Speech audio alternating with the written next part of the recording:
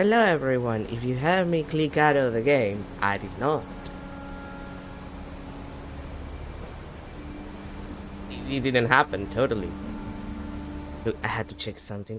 Also, sorry for starting so late. I'll be honest.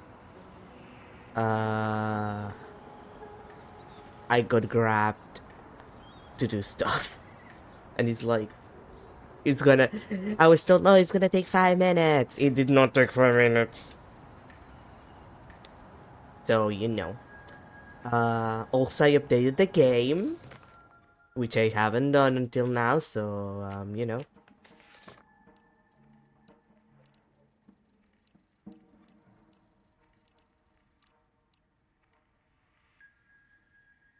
Okay, we need to go check on Rain, alright.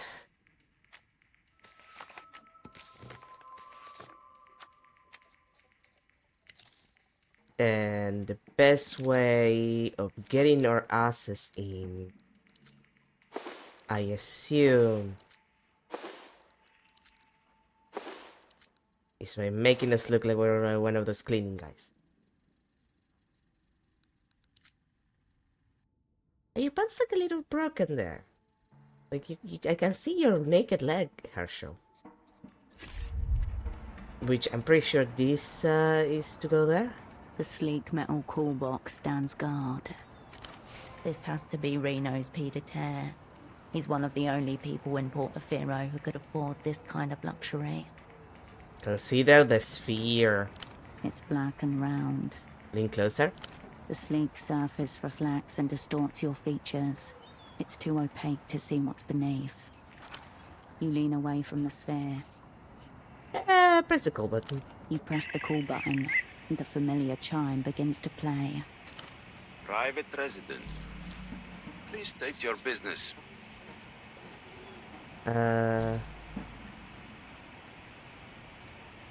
Success. Diplomatic immunity here for a book. Negotiators not to hunt. Single right only. Oh, I can just... Okay. I guess I can just personalize my way in. Took my way in then. Oh my god. The steps to social engineering are as follows. What do you mean? I have +7 modifiers. Success pending. What do you mean I had a failure? I'm going to lose my fucking mind. I should have exerted. I'm going to kill someone. The fuck are you talking about?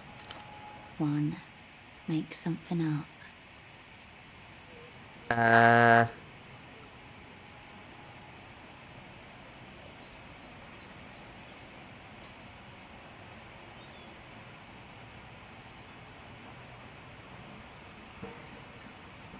God, I'm so upset. Like no, no. I'm sorry. I hate it. I hate that this is what happens to me. I almost wanna re-roll this. Like I almost wanna go back and try again. Because what do you mean? What do you mean?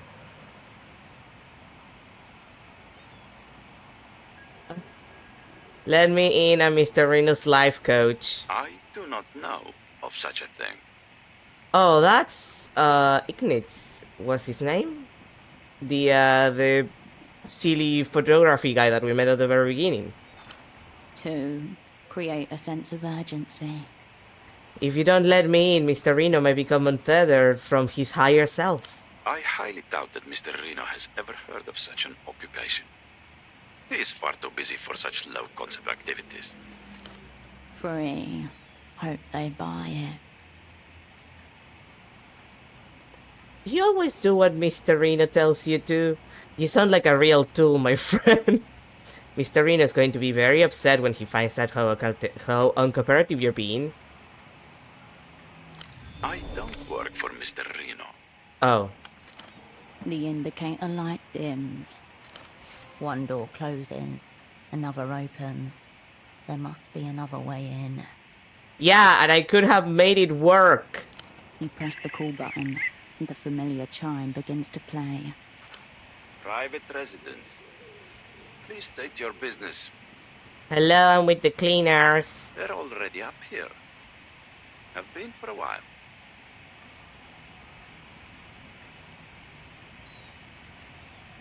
I'm just a replacement, one of our crew calling sick. Yes, a sick cleaner would definitely pose a problem. One would wonder if they could even be called a cleaner at all. All right, come on up. The door chimes once and opens. I hate that I failed that roll. I hate that I failed that roll. I will never not hold it against the game. A low-tech barrier. Medicine bottles. Good stuff gone already. A soapy outline of someone's back. Somebody tried to unblock the toilet while with a riding whip. Jesus, Reno.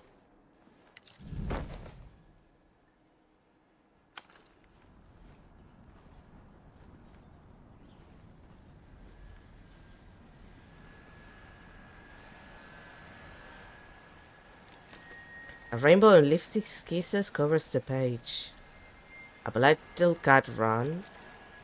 You hear a steady dripping from inside the fridge. Ew, bro. Cabinet doors have been ripped from their hinges. I have so many questions about how you ended up like this, bro. It's almost like a book here. Okay, that's the book that I'm looking for. We should have a painting of us like this. Somebody tried to climb this. To climb this. Fat cat! There's a fat cat. Something at this party triggered the Neolithic urge to bail a hench.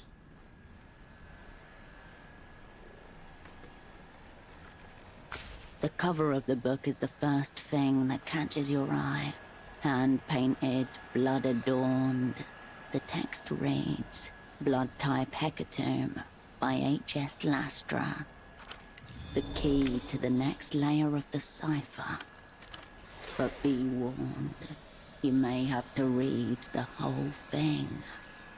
Reno really likes this stuff? An attempt to escape, maybe. One not diverting enough to drown out the incessant knocking of the world. How far in is he? A couple of chapters from the end. You are preparing to strike the cruelest blow.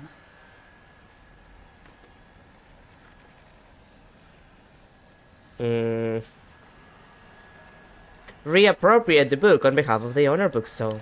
With a furtive glance over your shoulder, you slip the book into your pocket.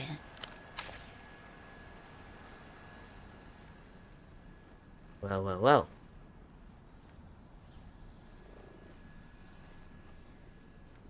First things first. I know what you're thinking. And this isn't my cat.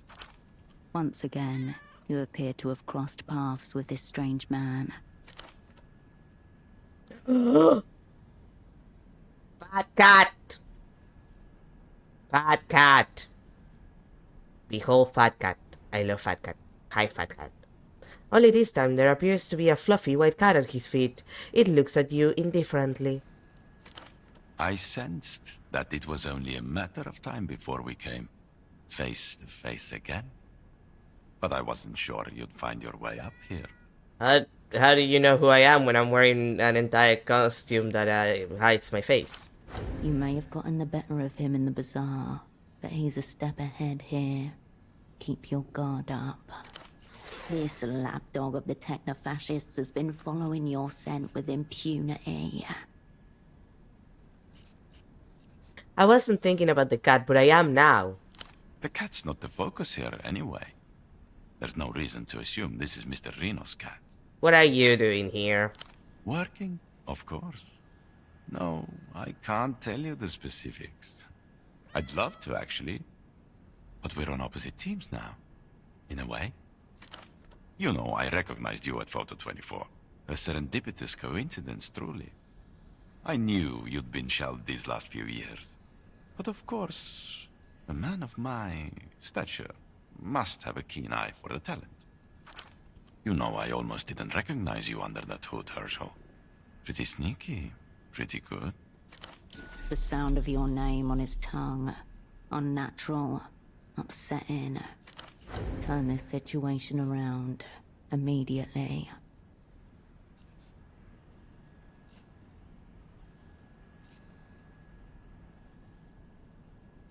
Isn't that painting over there of the cat? There's no reason to assume the cats are one and the same. Really, what a generalization. Give me one reason not to flatten you right now. I'll tell you all about it.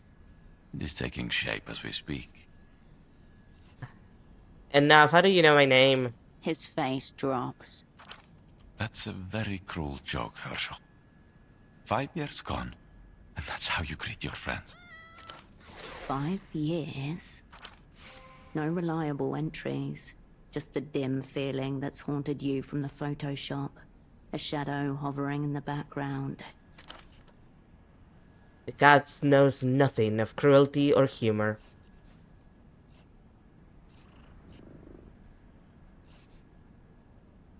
If you're trying to scare me, it's not working. This pretense of ignorance is really hurtful. Really, I expected you'd treat your old colleague, Ignatz, a little better than this. There must be something usable in here. Searching. Wait. Ignatz. The name from Taxman's ledger.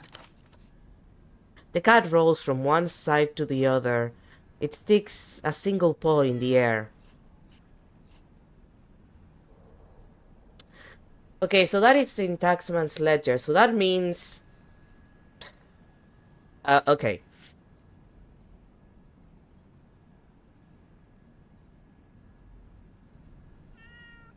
I think that we actually, like, realized that this guy was Ignatz back when we almost got shot by him. I have to assume that what's going on here is that Ignatz worked for Taxman, and Taxman works for me. So he kind of is my co-worker, sort of, in a way. Or was, I guess. Actually, he's a photographer. It might be that he was the person who took the photo before everything went to shit with the crew. Ignatz, right. You remember me now, of course. I know. I've changed. The coat. It's a recent acquisition. You got a new coat. Exactly. A new coat befitting of my new position. Thank you for noticing. What do you want from me? You and I, we're on the same level. We've always understood each other. Sure. And so my desires are nothing covetous. I'm simply offering you the excellent opportunity to work together again. Just like in the old days. Highly suspicious. Warrants further investigation. Approach cautiously. There may yet be gold hidden in that repulsive coat. Let's speak about this cat here. She's beautiful, isn't she? Purebred, probably. They have papers when they're this beautiful. The cat sits staggeringly unperturbed. Fear, lack, and even discomfort are concepts utterly foreign to this animal. Whose cat is this? The cat is its own animal. Free from the burden of society and property rights. But without society, what will we rally around? The cat has nothing to do with post-historical materialism, Herschel. But I can understand why you would think that way. Everything has to do with post-historical materialism. Even the whiskered shirker. I never thought I'd get to meet such a cat in real life. The cat's lazy gaze settles on you for a moment, then turns downward to the floor. How it came to meet you is a question of no concern. People like you and me, we're not supposed to meet a cat like this. We can't really handle it, in a way. What are you going to do with it? I don't know yet. But whatever it is, I know it will be okay. Because this cat will be there. Things can never be wrong with the cat, because the cat is itself inescapably right. Can I pet the cat? Listen, It's a big thing, petting a high-grade cat like this. There's no telling how it'll react. The cat stands more similar to a great cumulus cloud humming with dormant electricity. But then, if you need to do it, of course, who am I to stop you from petting a cat? You need this, Euskadi seed, Meowed at ST, single ride only, can't handle it. Meowed at ST? Oh, right, we meowed at her when she drugged us, right. I'm gonna accept just because I don't wanna, like, come on. I will pet this cat. You screw me out of the other thing, but you're not gonna screw me out of petting the cat game. The joints of your fingers dissolve in the voluminous Y. Let your fingers rest just for a moment. The cat's eyes dripped off to meet yours. There's something you should be doing, but you're not. Give it a little screech. The cat purrs softly, giving another little screech. Remove your hand. All right. You got to pet the cat. Now the petting is over. It was worth it. That's enough about the cat, actually. I know. We need to restrain ourselves, or it'll be all we discuss. Why would I work with you? I have no idea who you are. What are you doing here exactly? Your old friend Ignatz has been moving up in the world. I'm on a very complex and sensitive assignment on behalf of my new employer. Secret treaties will be discussed in a matter of days in this very apartment. Your old asset Ignatz is here, preparing the field, so to speak. These secret treaties are a lot less secret than you might think, we might expect. King leaks, Herschel. Unbelievable. Who was it? And just give up my asset? No chance, man. You can't blame me for trying, Herschel. I'm a go-getter. You know this. Your new employer being the weeping eye, of course. Nice try. You know I can't tell you that. Don't worry. It is not the bank. A man's got to know who he is and who he isn't. Otherwise, who is he? Quit fucking around. I know you're with the techno-fascists now. Please, Herschel. That's a very offensive term to use. Some of them are very honorable people. Servants of the state, like you.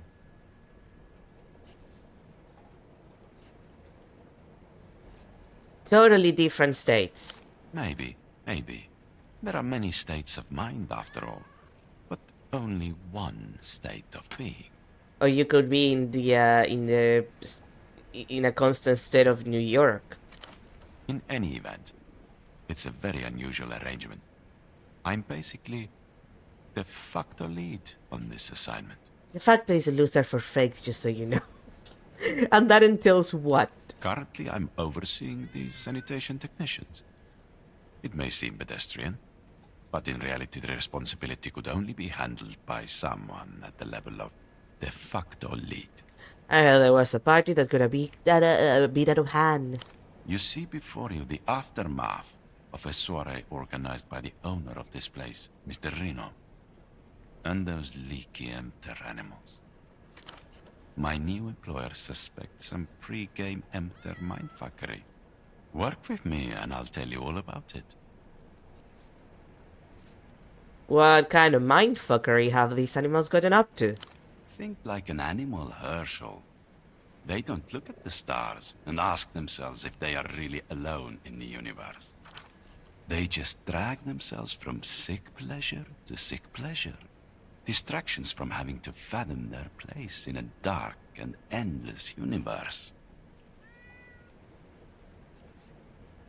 Don't tell me this beautiful and pure cat is one of these disgusting animals.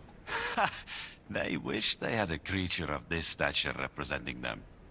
No, this cat is of a far higher tier of animal than the bank mammals. The cat yawns, showing off tiny yellow teeth. So what is this opportunity you mentioned? It's very straightforward. I'd like you to take some wildlife photography. I would like to see some leaky animals in their natural habitat, doing what such animals do.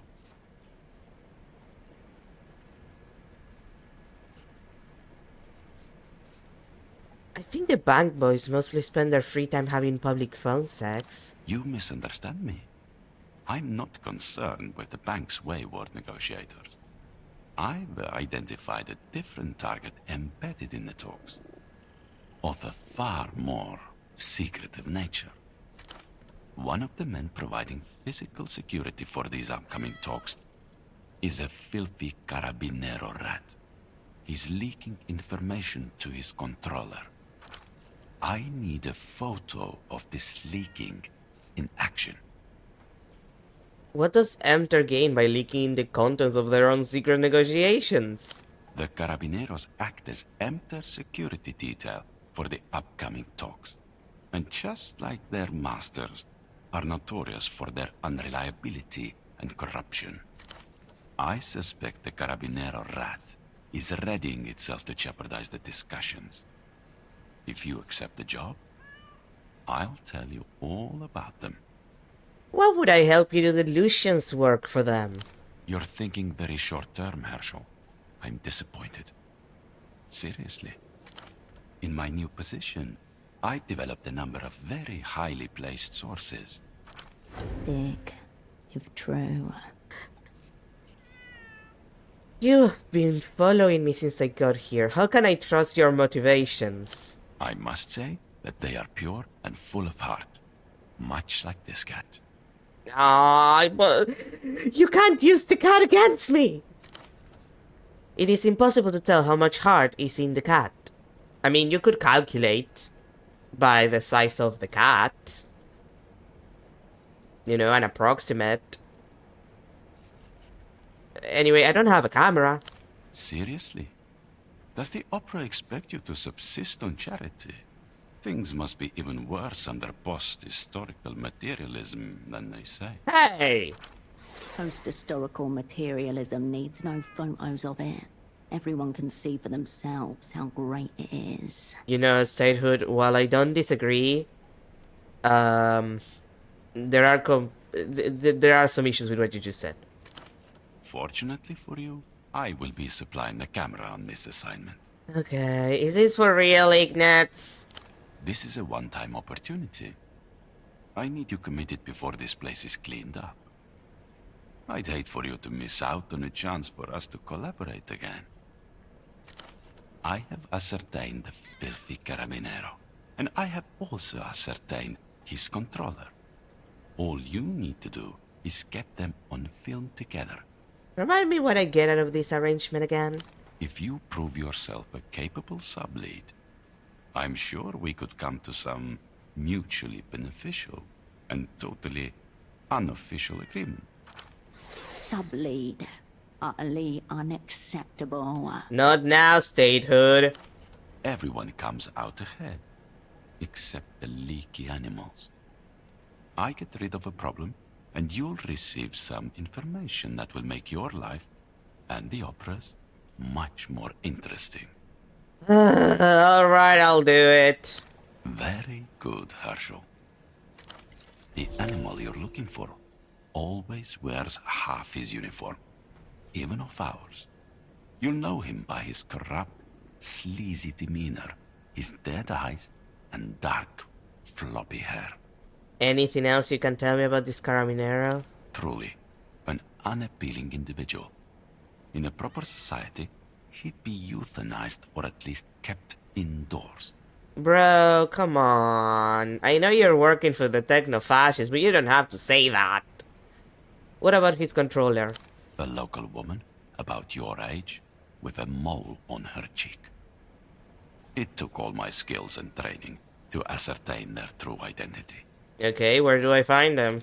They meet every day on the bridge that's east of the bazaar roundabout. A great place for some filthy fucking animals to do their leaky business, apparently. Do you always have to call it leaky business like that? You'll need to use this camera.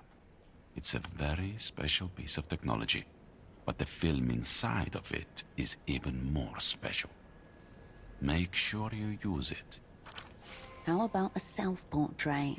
Or a still shot of a beautiful landscape? Does this have anything to do with the poor woman the photo lady mentioned? Please, Herschel. The poor woman does not exist. It's a mere fabrication by the lonely, deprived mind of a small business owner. Okay, what's so special about this camera then? My new employers have different ideas about privacy and conscience than you or I. But I can't judge. Another man's house, another man's rules. They're trying to build a post-historical final society, with a final man as its subject. So naturally they can't have old-style thoughts going around. That's how I understand it, at least. What does that mean, Ignatz? Thoughts, Herschel. It takes pictures of thoughts. That's... Look, on the one hand, that's very useful, but let's be honest, Ignatz. Just think baseline about this. What do you do with people who, like, have no thoughts? What do you do with people who are head empty? And you can't tell me, oh, everybody has... Like, you can go mind blank. Like... Or you can just think something that has absolutely nothing to do with the thing that I want to capture. Like, I don't know... The eroticism of the sea, for example. And then you're fact. Because whatever thoughts you want, then you're not gonna get them. I know, Kitty, they're so stupid. Should I bring the photos back here? No. But de facto counterintelligence lead cannot risk being seen in the same place twice. Our enemies are very attuned to patterns, and so forth. Meow meow. Once you've got the photos developed, meet me on the rooftops of the housing campaign. Any night. Housing campaign, roofs, night, got it. Just one quality photograph of the Carabinero leaking in the wild will do. Make sure you get the woman too. His controller. And try not to call attention to yourself. These are highly dangerous individuals. I'm sure I don't need to explain. Okay, we need to talk about Tempo, like, now. Tempo? Our old crewmate. What about him? He's dead, you know. What do you mean, dead? Dead, Ignatz, as in dead. I've no idea what you're talking about. But I do know people usually receive what they deserve. Like me, with this job. Despite the verbal evasions, his manner is genuine. He doesn't know anything about Tempo's demise. God fucking damn it. Besides, I figure he's just disappeared again. Probably on vacation. I'm looking for Reno. Is he around? Is he the guy that's in the kitchen? Because I'm pretty sure that's the same guy that was torturing Ramses. Herschel, I thought you would be coming here for your old friend Ignatz. I am disappointed, but also empathetic. This makes one live longer. That's what the latest literature says, at least. Is it? Because I feel like I'm living less. Mr. Reno, I believe, is in the kitchen, waiting for this operation to conclude. I'll see you on the rooftops once I get the photos, I guess. Very good. I'll be waiting. It's a pleasure to be working together again. You have never. I mean, I believe it. But again, if it is what I think it is, which would mean that Ignatz was basically just an asset for Tempo, that means that technically we did work together, but we didn't really work together. Because he technically was working for Tempo, he wasn't working for me. But if that's the case, which seems to be, because he knows about Tempo, the only thing I can assume is that the person who took the photo all those years ago was Ignatz. That would make sense, he's the guy with the photographs. But that would mean that Ignatz probably had like proof of who we were to give to the Weeping Eye. So there's no reason to believe he wasn't already a counter agent. Like he was just, you know, getting integrated with Tempo just to get to us in the first place. So what happened 5 years ago with the crew might actually just have been us getting set up by Ignatz and getting completely screwed in the process. Which kind of makes me want to kill Ignatz, because, like, he's partially responsible of why I ended up like I did. Which sucks. Actually. Right, they're in the, I have to go check them later. Okay, let's put on a different set of clothes, shall we? Technoflex records and minus personalism. High-grade Lucian tech, a psychographic camera capable of taking pictures of people's thoughts. Allegedly. Allegedly. Anyway, let's actually put on some acceptable clothes.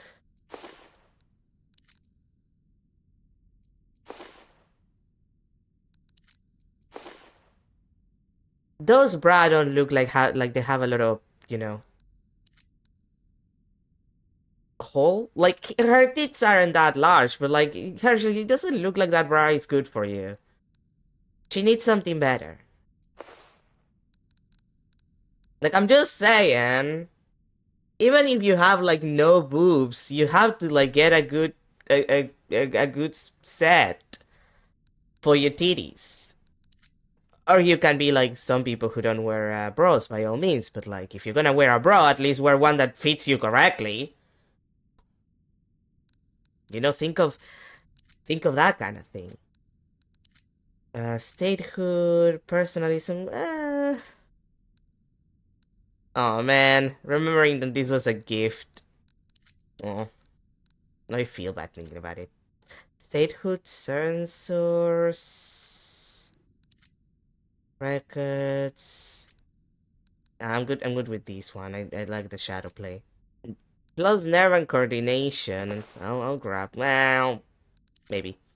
Coordination +2. Or actually, I might want entanglement. Gray matter, blueprints. Slap steps. Oh, let's grab that. That's hilarious. And where's my other set of pants? I usually have like more sets of pants. Well, where are my other, like, this is the skirt. Where are my other pants? Oh, there it is, the doppelgang pants. The pinstripe trousers. Right. And I have the book, but I do want to talk with Reno and tell him to go fuck himself.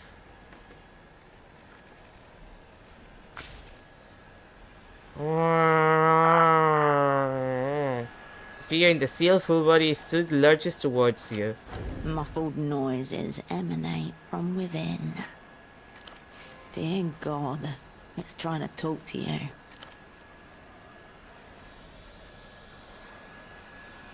Are you in here?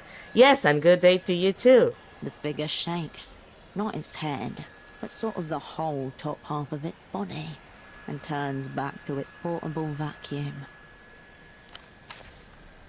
Well, that's good. Also, do you have anything that I can steal from you? Yes, a drink. Do you have, like, nothing else that I can steal of you? Oh, wait, glasses. I didn't see those. Being ground sunny. Oh my god, I love that kind of shit. The proverbial rose-colored glasses for looking out at an eternally candy-colored world. Oh my god, I love... It is one of the worst things about me. I love those kind of shitty round glasses. Like, I love that kind of shit. Ooh. The hot tub's wrecked. There are cracks in the fiberglass. Old water gone viscous. The filter sounds like a drowning goose. Check the jets. They can't be seen beneath the murky grey-brown water. Inspect the filter. A ragged opening gapes under the rim. The plastic grate's been ripped away. Shine a light in? A metallic glint, deeper in. Stick your hand in. Your fingers slide past grime and cold fiberglass. Something's jammed tight. Hard edges, weird shape, kinda slimy. Give me a sec. You turn around and head for the next disaster. I need coordination for this shit. Personalism and coordination plus 1 coordination. Coordination. Instincts, records, senses, instincts, coordination plus 2 actually. Read. Okay, I think that's as good as it's gonna get. The hot tub's wrecked. There are cracks in the fiberglass. Old water gone viscous. I'm not gonna get Water sounds like a drowning goose. like. I probably shouldn't exert, but after the very first check today, having a 97% and giving me 2 double ones, giving me just a failure inherently. After that, I'm no, nah, just pluck this slimy object out of the filter, please. I'm never gonna forgive the game for that one. I'm never forgiving the game for that one. Your fingers and thumb form a 5-point grip upon the concealment in the pipe. Holding your breath, you apply pressure and pull. With a wet pop, you dislodge your prize. It's a model train, or part of one. The front end seems to be missing something. Oh boy. Obviously expensive, though the stickiness is probably not part of the original design. Behold, the counterpart to the wheel you filched from Mr. Oscar Metamoto. This is the junior negotiator's talisman of shame. Examine the train. Flourishes of ornate bronze tubing like alembic parts coat the upper side of a sky blue carriage. Unfortunately, at one end the fine craftsmanship finishes in an ugly tangle of plastic, where the other half must have been snapped off. But where's the rest of it? I know that I have it. On your person. Yeah, I know. Now that you have both parts, you could try repairing it. With how attached the materially wealthy are to their items, there's no telling how much they'd give to have something so precious back. I could get money. Or I could get leverage. Well, I got what I came for. You are forced to wipe it down a little bit before you can put it in your bag. The stickiness now taints your fingertips. You try to ignore the faint smell of lube and fecal residue. Ew, bro! Leave. You turn around and head for the next disaster. Herschel, you need to wash your hands. You need to wash your hands, girl. Goodbye, beautiful Cal, I love you. Herschel, wash your hands in the rain, please. I'm begging here. The worst part is that I'm wearing gloves, so I should have been fine. How can my hands be sticky when I'm wearing gloves? That's bullshit. That's silly. Like, my gloves are gonna be dirty as shit, but like otherwise. Okay, let's repair these things, then go back, then, blackmail Reno for either money or leverage. Maybe even both. It's never off. Pseudopod has already absorbed a lifetime's worth of daylight TV. Nah. You return to the workbench. It's not even here to absorb the daytime TV, anyway. This now is a gunsmith's workshop. Just waiting to realize itself. I already have a gun, it's fine. Your reason for being here is simple. Glue 2 pieces of a toy together. If only it were as trivial as that. Your dexterity may be severely tested. Come on, coordination. We'll be fine. Try to repair the model train. Oh, another time then. Wait, how do these pieces fit together? The wheel is just a decorative add-on. It protrudes somehow from the front of the train like the statue crowning a ship's prow. Very hard to tell where the fracture point is. The plastic is simply too disfigured. God damn it. Sensors! Okay, fine. You never were much for arts and crafts. Shut up, we'll do it. You leave the bench as it was. I just need to fix my Technoflex. One Technoflex.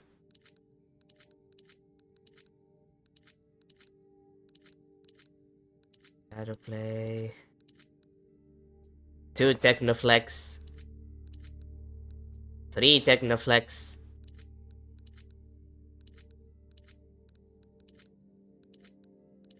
Records. Oh, that's minus Technoflex. Poetics, entanglement, gray matter. Okay, that's as much Technoflex as we're gonna get. Unless Shadowplay, gray matter, coordination, and one extra Technoflex. Okay. You return to the workbench. Again, I'm not getting screwed again. Repair that train.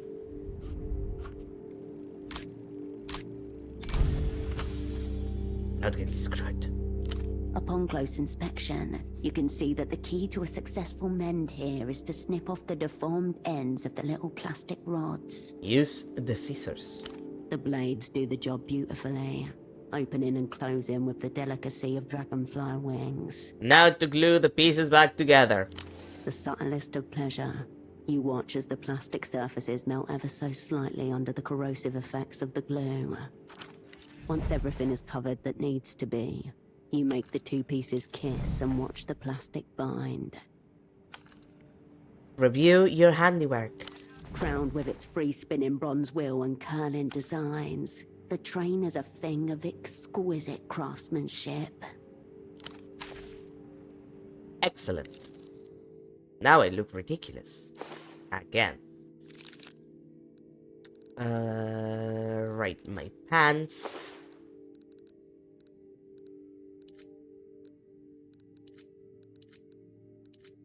Maybe I'll put on the doppelgang pants.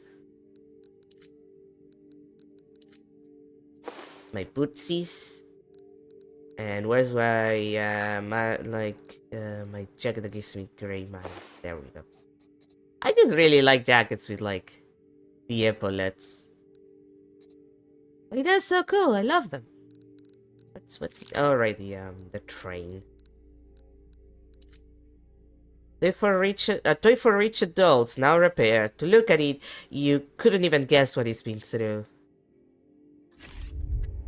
Well, time to give Reno his train, and by that I mean using it as blackmail.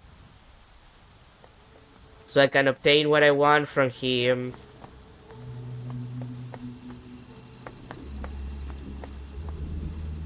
And what I want is either money or leverage, mayhaps even both of them.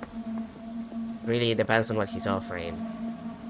But I would prefer both of them.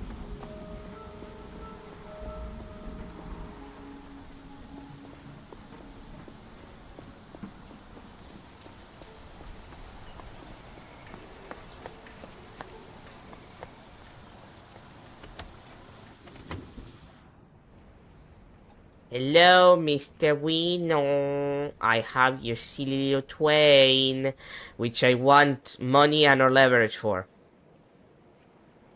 Oh, hello. You're not with the cleaners, I take it. Please forgive the state of the apartment. The man stares around the room in bewildered horror, unable to focus on you.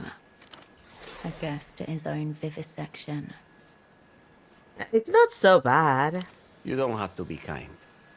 I've never seen such disarray. You wouldn't think the process of cleaning an apartment would take so much uncleaning. His own appearance is neat and precisely kempt. Even the way his jumper is tied around his neck appears studied and deliberate. Have you seen my model train? I suspect one of the cleaners may have misplaced it. Stop all the clocks. A purloined model kit. This investigation is priority alpha. Looks like you got bigger problems than a missing model kit. Still looking around the room. He doesn't really register what you've just said.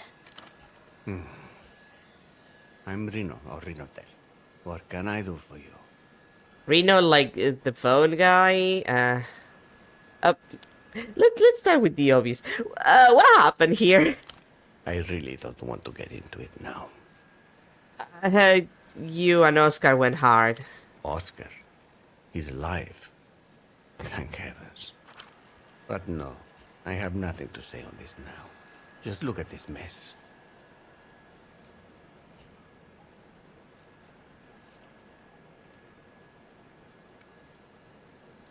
Should I bring up the Ramses thing? I kinda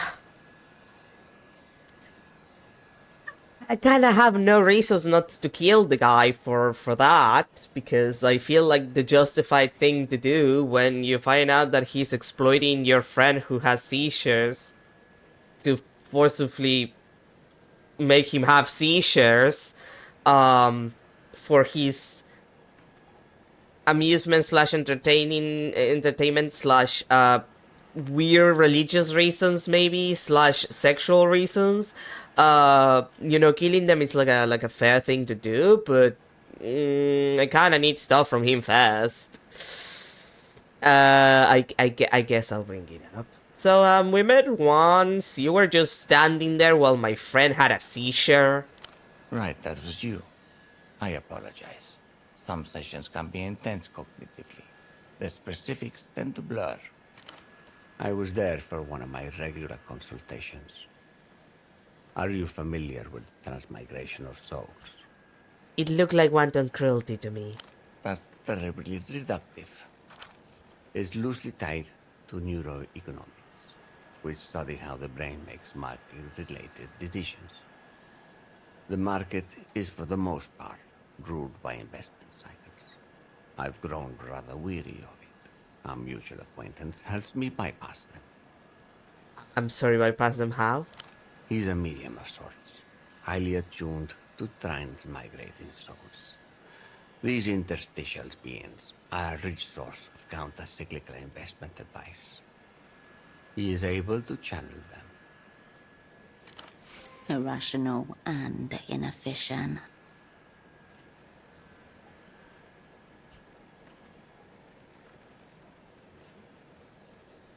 Souls don't get do-overs, Reno. This run's the only run. Unless reincarnation is real, but even there, you're not gonna be the same person that you were before you reincarnated. Like, I'm a baby seal. If I reincarnate into a completely different kind of seal, do you think it's gonna be the same? No. I'm not gonna be the same as an elephant seal, for example. Or hell, what if I reincarnate in a crustacean? Does it look like I would be the same if I was a crab?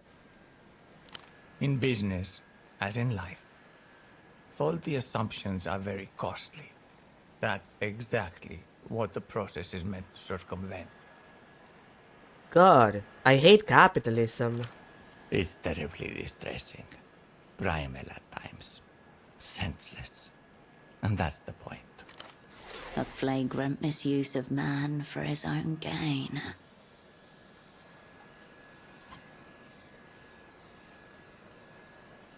This is the end of your sessions. He's back on his meds. Good for him.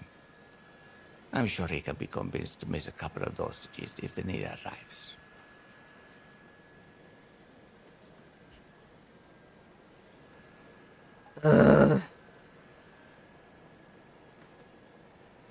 Like, on the one hand, because I don't know what's gonna happen to Rams, like, I'm not gonna get Ramsey involved in the,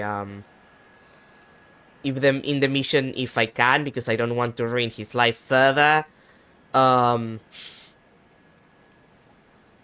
like, on the one hand, I don't know what's gonna happen to him economically speaking. At least he's not gonna have issues with his meds, but, like, At least for a while.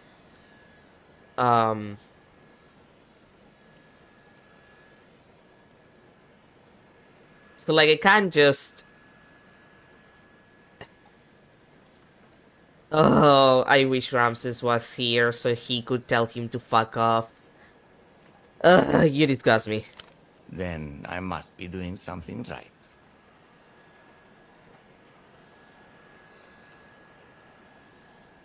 You know, I take it back. I don't. Gonza is not the worst character right now, it's you. I take it back. Like, yeah, do I on a base level just dislike Gonza because I think that as a misogynistic caricature he goes a little too far to the point that if you're a woman, of you being a woman at any point in your life, it gets a little too close to home. And like it goes from, well, yeah, he's such a caricature that is like so ridiculous that it's funny, to, yeah, no, actually I've met men who act exactly like this except with different words, but it's exactly the same. And I've been afraid for my life in that respect. Like that's still true, all of that. But also, if I had a gun and I had to choose who to shoot first, I think I would shoot you first. Like, Gonza is getting killed next, but you, my friend, you're getting it bad. Like, I'm putting a couple of bullets in your head, not just one, not just the one to kill you. It's like I need to make sure that you disappear forever.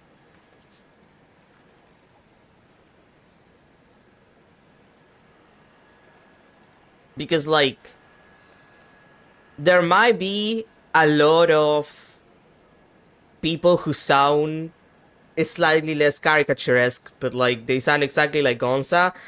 But, like, I think that this kind of person in the real world is far more dangerous. You can't re-educate someone to stop being so misogynistic for the most part. You can't re-educate this kind of greed and disregard for for other humans, rather. Like, no, that you have to nip that in the bud, or you're gonna have to kill them as adults. That's the point we've gotten in society at this point in history. Like, there's no other solution. Oh, also, the man in the orange coat over there, Ignat, do you know him? Of course. He's the cleaning coordinator. I've been assured the Lusians are handling his bill. He seemed very attached to your cat. She's magnificent, isn't she? She's got 3 coats. I know, she's beautiful. You mentioned missing a train earlier, what about it? Where to even start? It's an extremely rare kit. A Type 04X. Chrysanthemum sorrel. I'd really like to find it. Sounds like it means a lot to you. Yeah. It hasn't been available in any public markets for nearly 2 decades. The only way to appreciate them is through their model versions. Shrunk to a size that the world can handle. That's one way to think of it. Sometimes I'm not sure I can handle it, even at its smaller size, though. He throws a searching look at the empty shelf, as if expecting his precious chrysanthemum sorrow to have materialized at the evocation of its name. Well, I guess I have to give it to him first before demanding my leverage. You mean like this one? My God. Where did you find this? In pieces, I fixed it for you. Ah, the eccentric rods. Tricky. But this is a very credible repair job. You're welcome. Thank you. You have no idea what this means to me. This is such a relief. Great! Now turn around so I can shoot you with my gun. His eyes well up as he turns his back to you, gently cuddling the model train. His shoulders rise and fall as he sighs. We have business matters to discuss. We do. Which? And I'm not gonna ask him about how he became so successful. I guess I need more information before I get to, use the fact that I gave him the train for leverage. Yeah, let's talk about something else. He looks at his watch, his forehead accordions. I'll appreciate the model train later. Get Reno like the phone guy, right? Yes, that's me. He doesn't like being called the phone guy. I'm gonna call him the phone guy from now on then. Anyway, thank you for your time. Be well. I'll come back for your shit later, Reno. The phone guy. I'm gonna keep calling him the phone guy. Forever. Did I hear something? Is the credit? The cleaner. No, I guess I grabbed everything. I just want to check the control panel just in case. The hot tub's wrecked. There are cracks. The light button is missing. Other buttons are scorched, as if someone had doused the thing in lighter fluid. Ew. The music button is somehow untouched. Press the music button? A sultry saxophone oozes from unseen speakers, somewhere above. Ah, this is pretty cool. The perfect tune for gold chains, wet countertops, and broken promises. Okay. You turn around and head for the next disaster. Still 8 hours to sleep. Right, my violation. Not my fault though. Oh, and I have, let's see. Could use one more in Shadowplay. Could use something on Blueprints. It's incredible how I have so much stuff. Like, I have so much space in records, and it's like, I could just get from my clothes. Like, there's some stuff that you just don't get a lot of points from clothes, which is a pain in the ass. Because, like sensors, I'm kind of screwed unless I internalize some thought that gives me extra sensors. Let's see. And this is the last spot for conditioning, I think. Unless I add something else and it will, Let's see. Cold storage. Have you heard yourself? Cool this, cool that, cool everything. This is what the psychomancers call parapraxis. Is there something unpleasant from your recent past that you haven't fully come to terms with? Core reach skill potential +1, nerve skill potential +1. Ooh, that's pretty good. When choosing cool options, delirium +1, +5 XP. When anxiety is elevated and temporarily lose reinforced effects, gain relation disadvantage. Like, I love having extra nerve. And by that I mean I hate having my anxiety up. Is there anything that gives me nerves? Like, I'm not gonna apply years here until we're at the end of the game. In which case, raising my skill being disabled will actually be worth it. Sensors, skill potential, missile strike fantasies.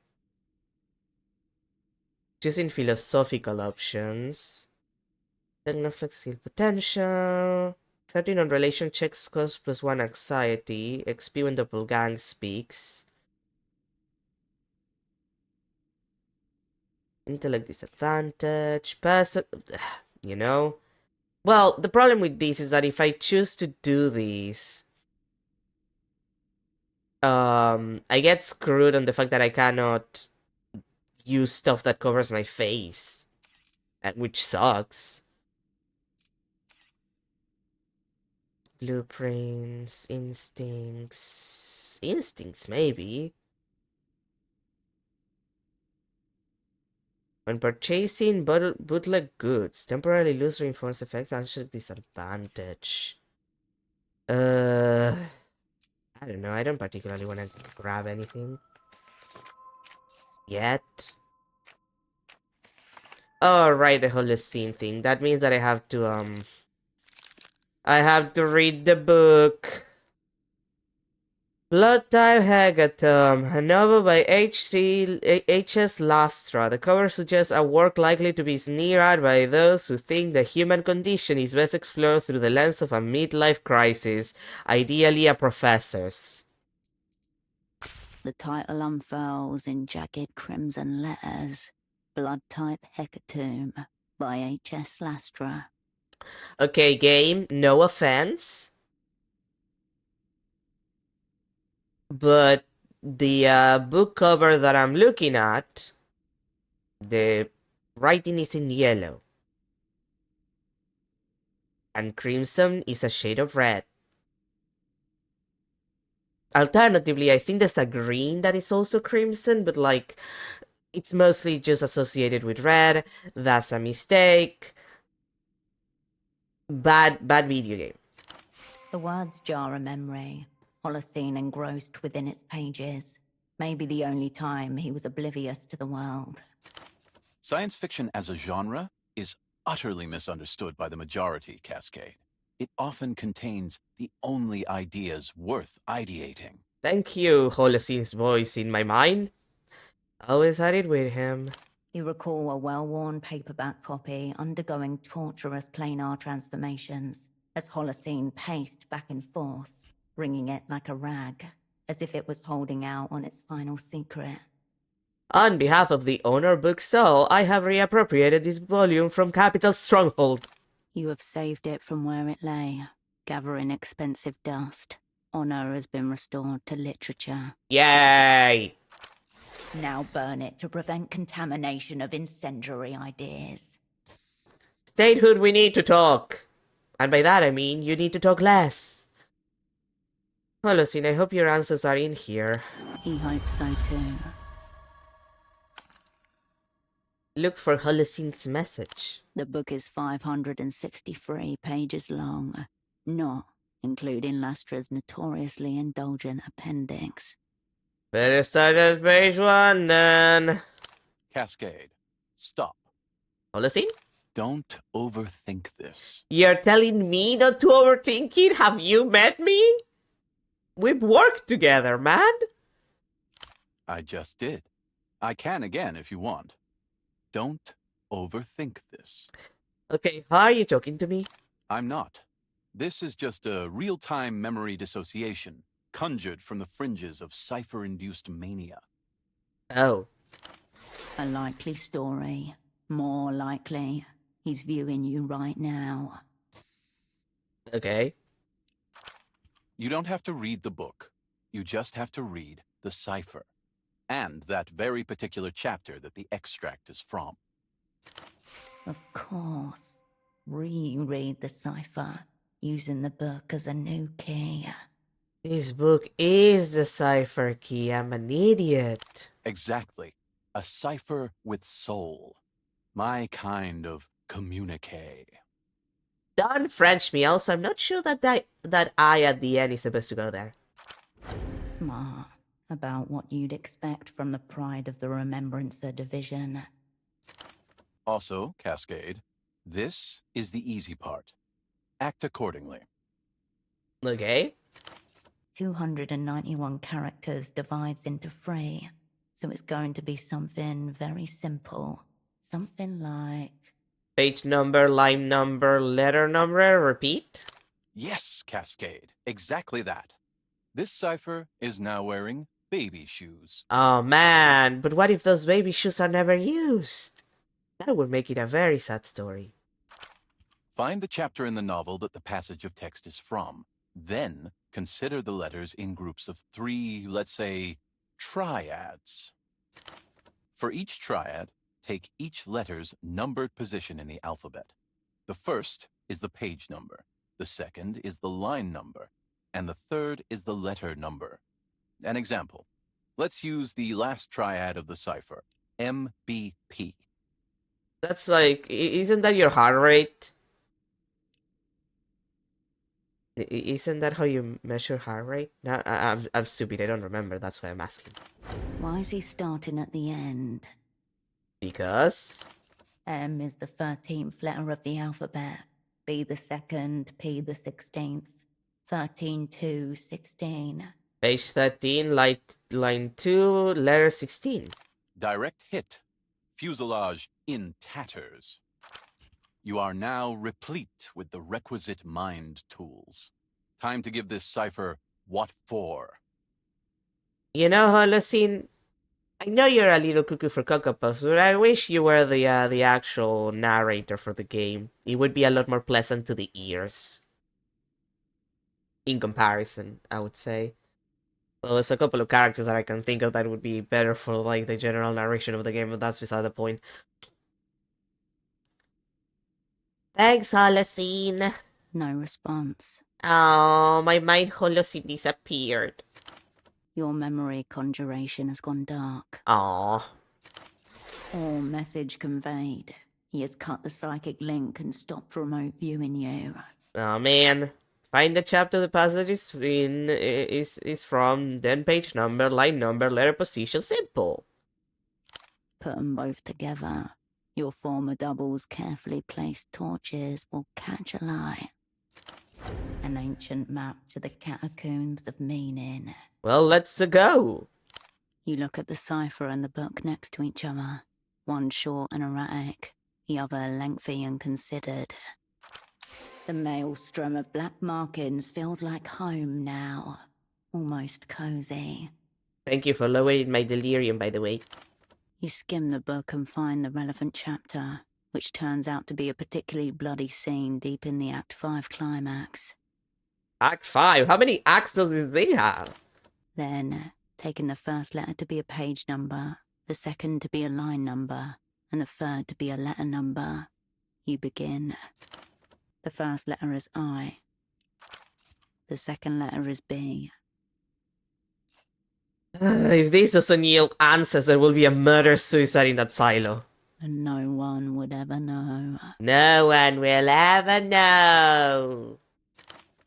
Onwards, you follow Holocene into the wilderness of his favourite book, the true subtext. Effortless, nothing but grim inevitability and dawning madness now. The first words appear, IBETR. Oh no. Oh my god, are you kidding me? Don't think yet. Just solve. Keep going all the way down. I betrayed crew Miho, compromise from within, direct or melee FID until extraction, beware small controller, I'm sorry. You have to read it like that, though. I betrayed crew, Miho compromised from within. Director, malafide until extraction, beware small controller. I'm sorry.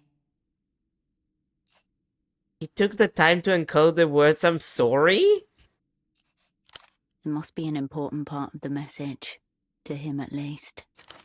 There is one other form of communication that traditionally ends in apology. A suicide note. Holocene betrayed the crew? So he claims. Also the cipher claims. Impossible. Pack runner. Close blood. It also doesn't make sense. Carolina was the one who was uncovered in the Emter Batch dream study. But did someone sell out Carolina? That you never discovered. A paragraph from the red folder flashes redder across your mind. Possessing a monstrous intelligence that rests on hallucinatory logical construction. I think this is a cry for help. I mean, this is gonna give me XP, so I probably should say it, but like, realistically, again, if I'm right about the Ignatz thing, which I think I am, because I have no reason to believe that it's not true, seeing as there was a file in Tempo's office with his name, seeing as he seemed to recognize us, he doesn't know about Tempo's death. Apparently, he seems to honestly not know about it. To me, it seems that whatever happened to the crew, like however the entire thing got fucked, Ignatz took that photo that we have, but we had it, we have a copy of it, but like he probably has the negatives. So he gets the negatives to the Weeping Eye, or he was already like an agent of the Weeping Eye and he just got involved with us because it was part of his job. And they just saw Carolina because she's in the photo and also she was in the dream study. And then, well, everything else goes. But like, Holocene was the only person in that group photo whose face is covered, so I don't know. I don't think he did it. It feels like he's just blaming himself because he doesn't know who else to blame.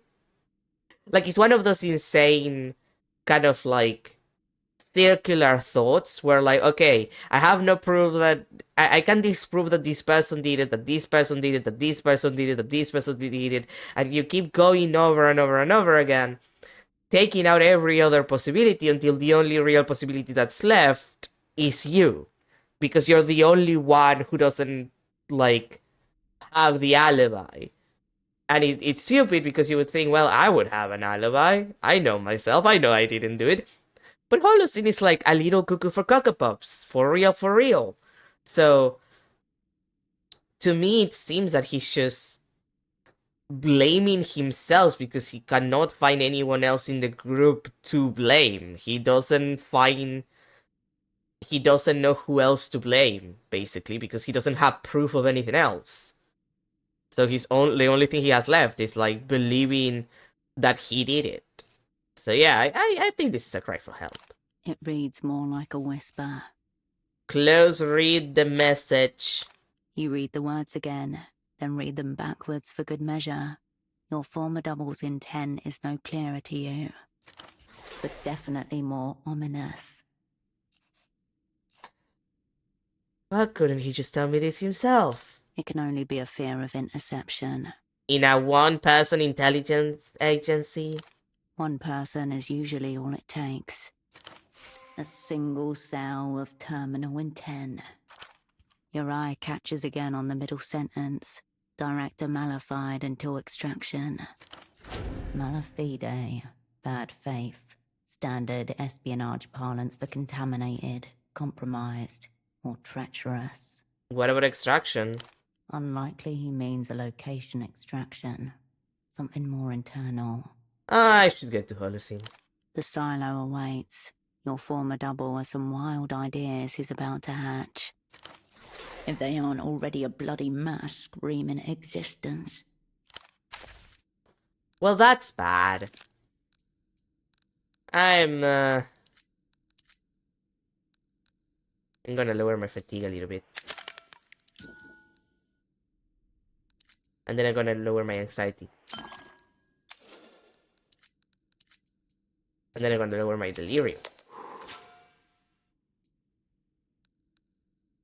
Well, that did me in with a lot of my materials. My drugs. Delightful drugs.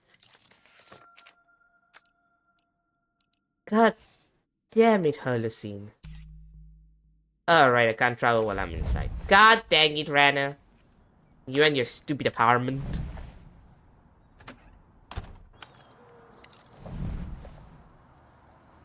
Well, now that I'm outside, travel we go.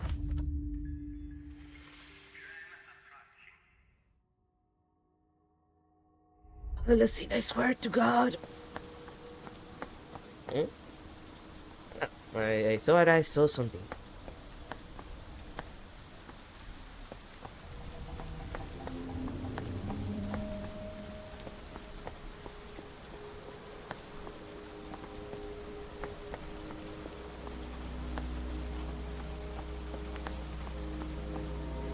Man, it's still salty that I didn't get to sell all of my pieces of copper to that one woman when I had the chance. I still even have the copper, it sucks.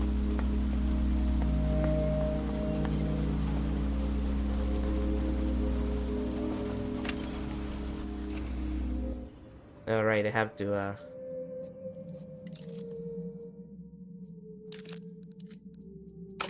put on my little flashlight.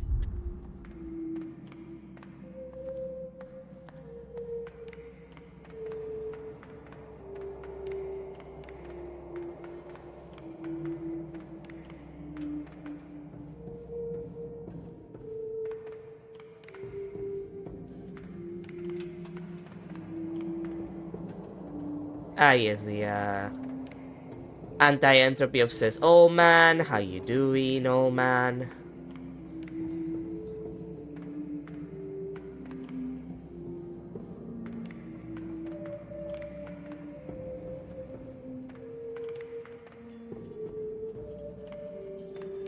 Holocene, I swear to God, if you're like committing suicide right now and I have to do something about it, I swear.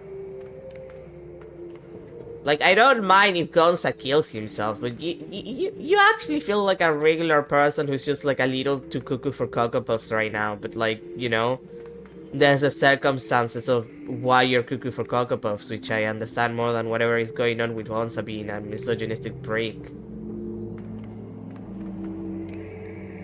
Also, apparently there was the other day the people at Sound made a hashtag Twitter post about having to how do I put this politely? So the game didn't sell well, so they're gonna cut on personnel. And all I can say to that is I feel bad about the people who actually worked on the game, because like as much as I have a lot of issues with it, it's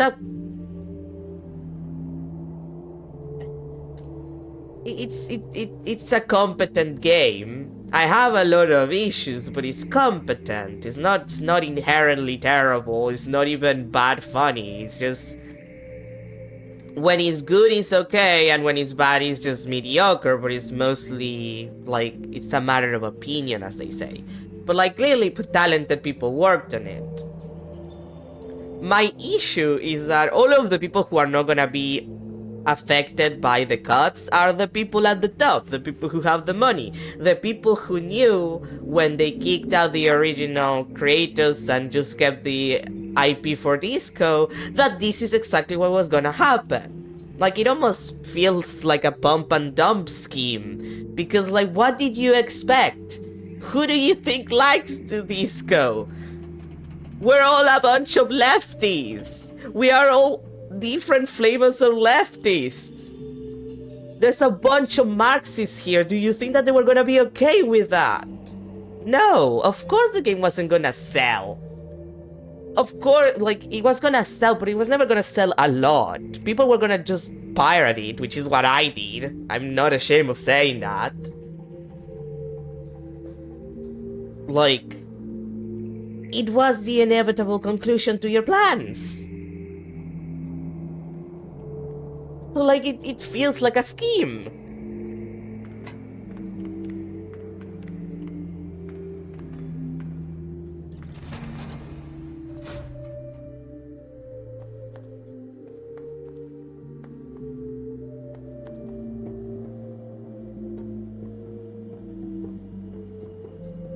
Oh, well, let's, blueprints, statehood, gray matter. Like, I'm not sure what I'm gonna find myself with, but just in case I'm gonna get the ball. You never know when you need a lot of coordination. The open hatch beckons. Okay.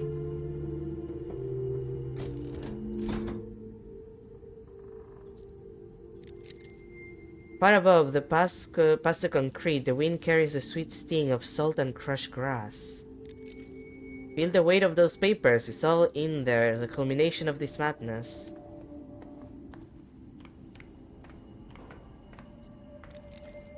Industrial drainage, it'll flush away whatever drifts through the floor. I don't like that.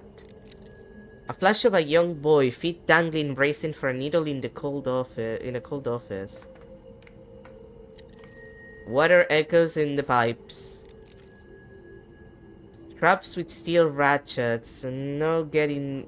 Oh, god damn it. Game, I was trying to finish reading that. Surgical lights, modern ones. A precision drill glints in the surgical light. Okay. Hi. Cascade, stop.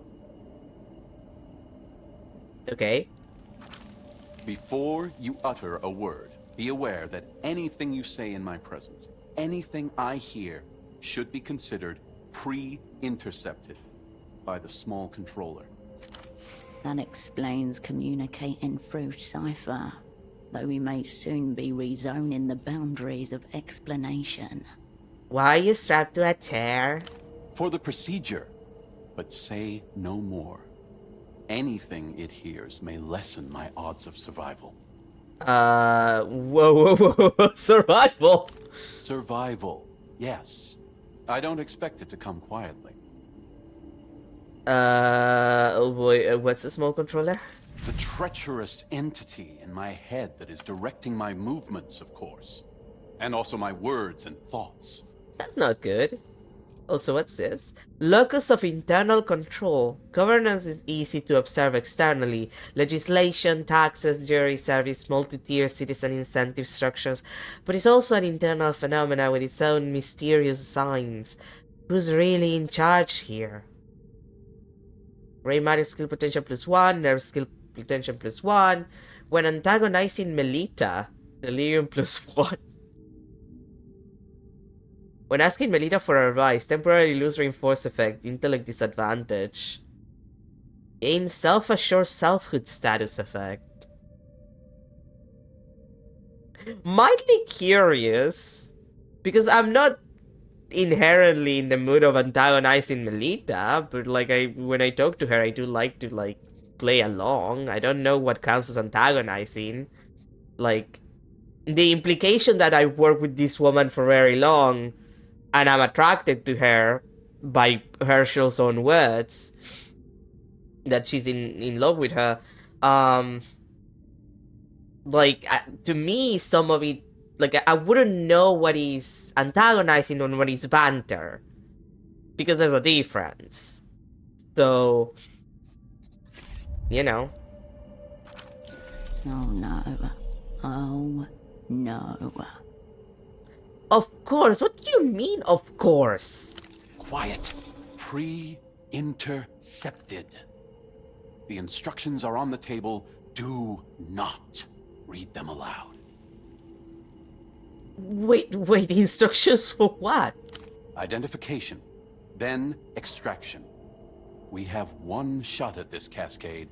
Steady hand, steadier mind. You betrayed the crew, but you weren't aware of it. That's your hypothesis? No mere hypothesis. I wouldn't entomb myself in a silo on the basis of a hypothesis, Cascade. A dark night stained with fog. Even the whispers echoed. I met an opposite number from the Weeping Eye on the amputated remains of Refraction Bridge. The iron artery that was intended to link Portofino with Lelouch until the collapse of the old Lusian Empire in Year Zero. The ruins became an infamous suicide spot in the 50s. I gave him names, cryptonyms, defining features, professions, everything. I advised them to start with Kindred. The most fragile, the most twistable. And are you sure you did this and weren't, I don't know, drugged, or you hallucinated these? Like, are you sure there's nothing else? Honey? Holocene? Sweetie? Honey? Darling? Before he left, he asked me why I was doing this. I had no answer then, Cascade, but I have one now. This soon-to-be ejected motherfucker clamped to my brain joystick. Flashes of Holocene's red folder. Monstrous intelligence. Hallucinatory logical construction. This makes total sense. It was you. No, I don't think it was you, Holocene. I really don't. You say that as if it is unthinkable, but I've considered it from all angles and dimensions. There is no other answer. I am under siege from internal forces. And if not me, then who? Well, again, I have a theory. As with any espionage catastrophe, there is no true answer. Or there are 100 answers. That's what's killing him. The unknowing. Better to go along with this. We'll have a stronger chance of pulling him clear of this psychological wreckage.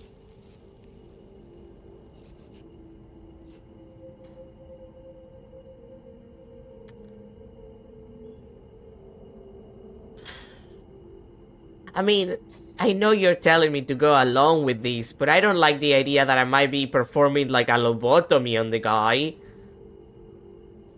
Which seems likely considering the position of the chair and him being strapped and what little I can see of the implements on the table. Like, I don't know, man. That doesn't feel very good. Okay, yes, Holocene, this is a high-grade marionette fuckery. We never stood a chance. I don't agree with this. We did not. I have worked through every possible permutation and reached the only sane, yet gothically cruel conclusion. No, you did not. Shut up. Perform the extraction? Question mark? Yeah, that's my reaction too, game. Alright, I have a... Oh no, for 2 hours? Oh boy! I hope it's a faculty of action and not a faculty of relation type of role. Or at least faculty of intellect. Just give me the one for intellect, I swear. It'll be fine. It was me. Identification, then extraction. This is a direct order from Miho. Please. Okay. Upon the reflective surface of the table lie a sketchpad, a pen, a strange container, and a crank drill. Look at the pen. A regular pen, thick-nibbed and loaded with red ink. Look at the strange container. Marked with the words Entity Containment Vessel. It looks vaguely space-related. Designed to be taken into the far reaches by cosmonauts. Any alien life matter can be sealed inside and brought home. I need one of these for pseudopod. Kind of small for an alien container. It's intended for bacteria or microorganisms. And if it's bigger, then Earthbound research becomes the least of your problems. You know what? Fair. Look at the crank drill. The crank wheel features a worn logo, now illegible. Rust blossoms in tiny patches along the drill bit. I don't like the sound of that. Look at the sketchpad. On the first page, scribbled in hurried handwriting, you find the instructions. Okay. Plain text, no cipher. Good start. A bare 14 words. Small controller inside. Locate via remote viewing, then extract. Through dimensionality to analysis. Inside what? The author of these instructions looks at you expectantly. Preparing to ram his plane of reality into yours. I don't feel safe about this, but okay, here we go, remote viewing. As in the testimonial you found in his room. Holocene wants you to locate something which you cannot see. And then? Draw that which you cannot see. Fall in with his own systems. Bridle his hypertrophied imagination. The outcome will be the same. You went off the deep end after the network imploded. This is all on me. The thing is real and I'm going to find it. My vengeance for this betrayal will be swift and terrible. This entity can both exist and not exist. Very subjective as it stands. Now, come on. This is all on me. Whether this will redeem you, however, is another matter entirely. The sketchpad ripples, despite there being no wind at all down here. Weird, but okay. The The dark interior of your former double skull awaits.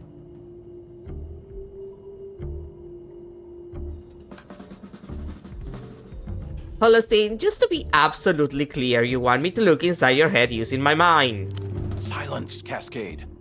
He may try to counter if he gleans the plan. He nods furiously at you. You are deep in it this time. So deep you can almost touch Dream.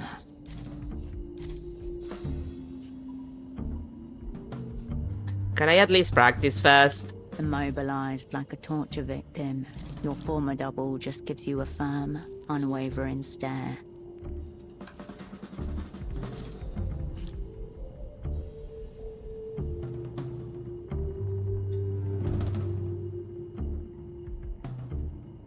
God, and it's like the worst part about this is that it's. See, here's the deal. I don't know if like just saying that I'm out is gonna like kick me out completely and not let me do the thing. Because if that's possible, I might try to do something about my delirium and put on something that gives me poetics. Oh, by all means, if I had known that this required poetics, I would have put on the goddamn Volta Violetta fucking shirt. That gives me 2 poetics. So like, I'm a little screwed here, and no, none of you give me poetics. So like, please don't let me fail this one. Like game, at the very beginning you made me fail a 97% roll with an actual just natural one. A pair of natural ones. You made me fail in the worst way you could make me fail an almost perfect roll. Do not make me fail this one. I am begging on my knees for the location of the roll not failing. Oh my god. You close your eyes, then your judgment, then your imagination.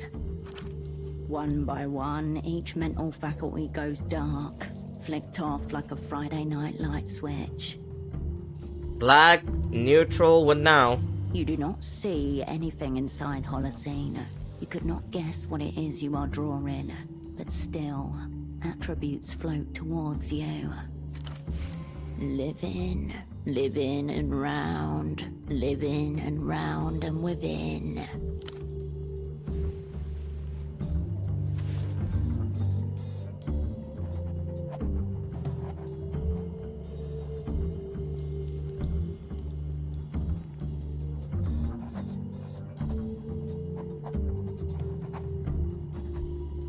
The pen moves beneath you as vague impressions parade across the main street of your mind.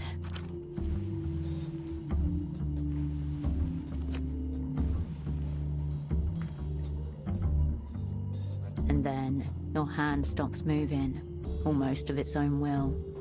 It is done. Appreciate your handiwork. Your marks have found a form, one that looks a lot like a small animal. Oval, alien eyes, long, clinging fingers. Kinda freaky. Cascade, what have you seen? You have seen and drawn a tarsia. A crude impression of one at least. I'm not 100% sure I know what that is, but I've drawn one? It would appear so. It is also wearing a tiny dressing gown. Why would you have a tiny dressing gown? I knew it. Good job, Cascade. You really have a tiny tarsier inside your head? That's the form he's currently taking. Maybe that's his true form, maybe he's mocking us. Either way, target acquired. Now, get the motherfucker out.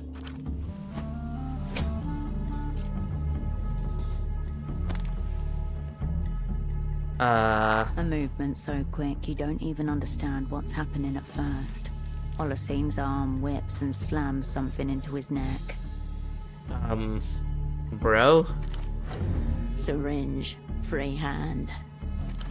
His muscles slacken, his eyes roll white. In his hand, a syringe of unknown anesthetic. Uh-oh. Warning, train now approaching Omega Station. No return trip scheduled.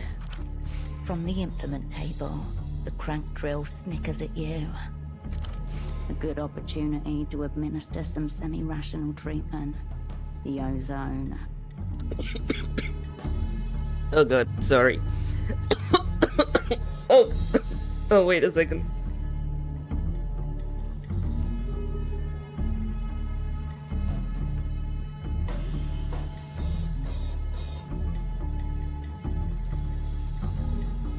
Sorry, I don't know what happened.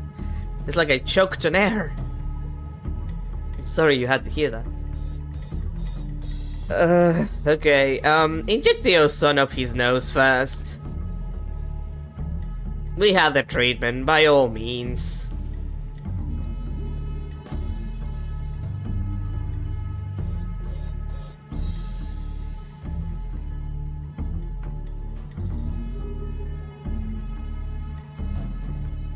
You depress the syringe slowly over the course of 10 seconds, watching the unconscious patient's nostrils twitch involuntarily as they are invaded.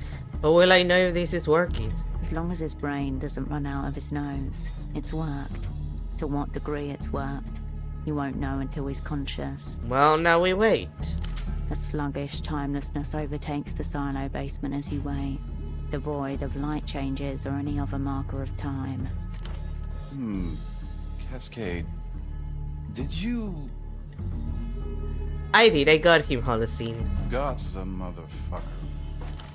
But you didn't, What you called the small controller was a foreign organism, specifically a mold. mold. Interesting hypothesis.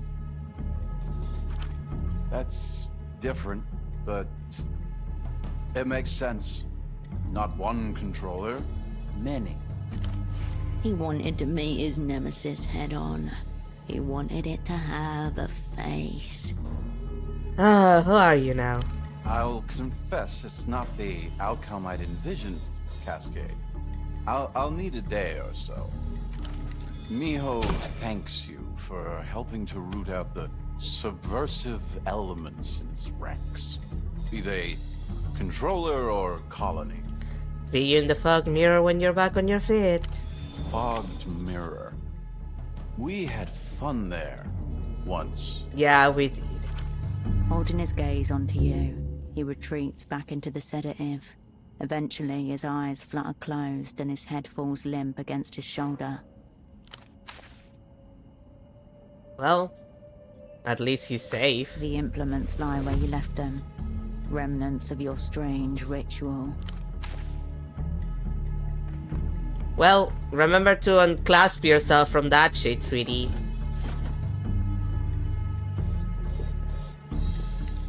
Okay, music, you can stop. No, my tools!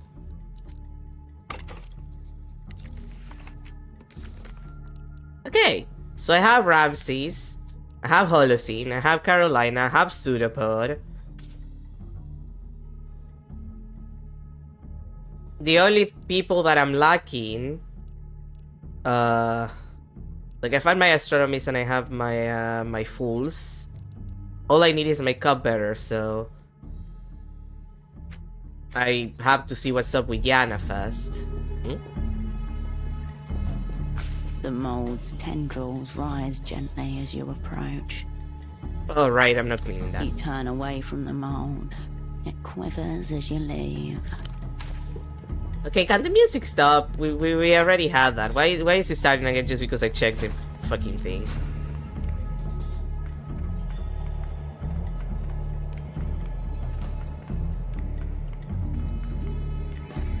Okay, the music is starting to piss me off. Give me a second.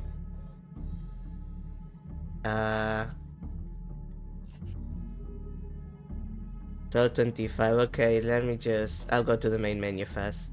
Yes! Continue. Single ride only. Game, I know that I did that, okay? It was to stop the music.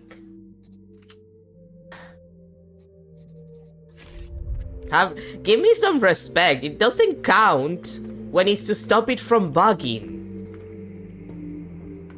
That's unfair and illegal. Like, if your game is gonna bug, you don't have any right to do what you did to me.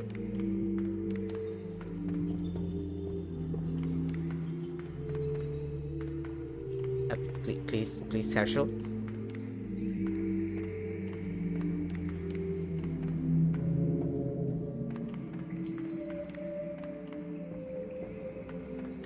Okay, so the only people that we have left is Yana and whoever I can get also beyond Yana, because I know there's someone else. And I guess finding out the time where the time we kinda know. We need to know the place for our assassination of the Mr. Leech. He's a mean one, Mr. Leech. And then we can just do the murdering. We can just murder a man. We can just murder the Grand Leech of Technofascism. And then everything will be fine. Probably.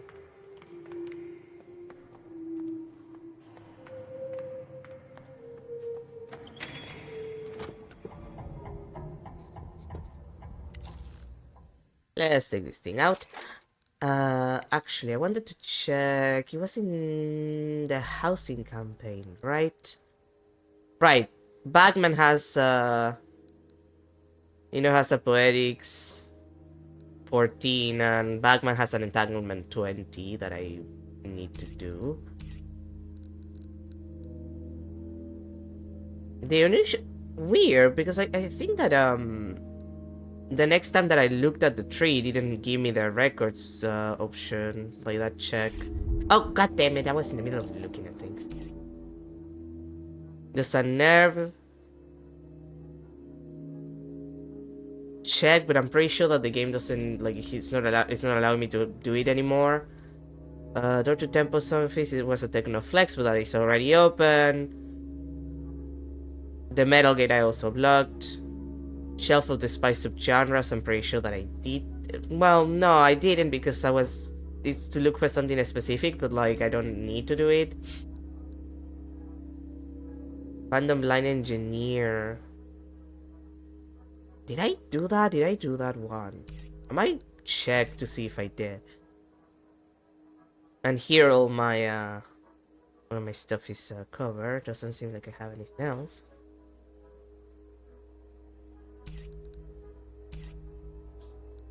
Personalism 16. Oh. Well, now where should I go? Probably to Yana, reasonably, like...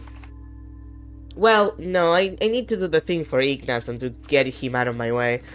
And then I guess I just have to concentrate on whatever Yana needs, and I need to wait for Emter to be in contact. But like it says, it could take a while.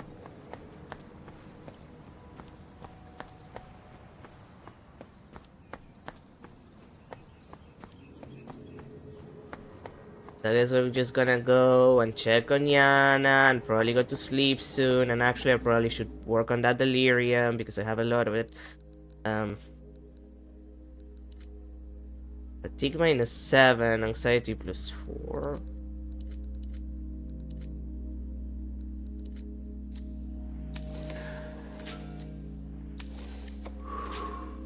That's better. I'm gonna have to waste money on actual drugs. God damn.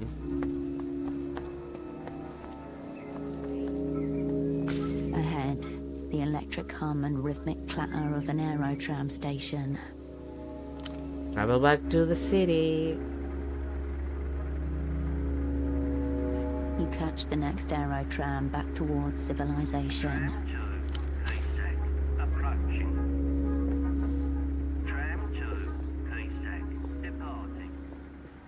Now...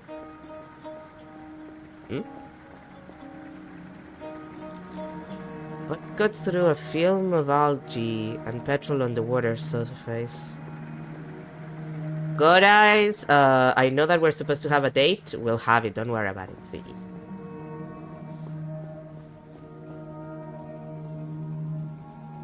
Like, I owe him that date for, like, what he did for Ramsey, so by all means... Right, the boar.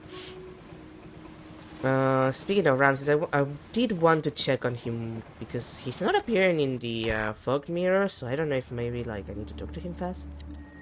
Remnants from a past, equal parts in surveillance and music. Oh, hey, another drink. Lotus shorts, dynamic, airy, with a slit on at the thigh.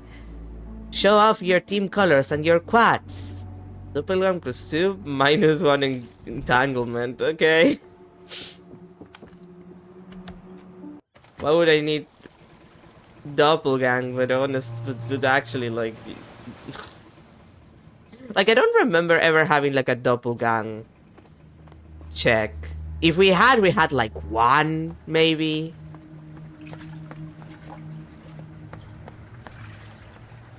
I think it's around here.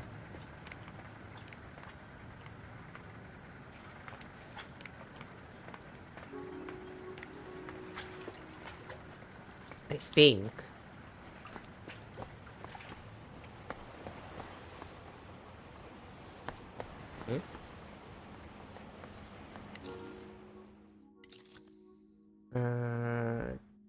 No. Mrs. Controller. In the late mornings on the bridge east of the Kisak roundabout. Ah, god damn it. Late mornings, motherfucker, is already. It said like early, but I wasn't sure how early. I'm stupid.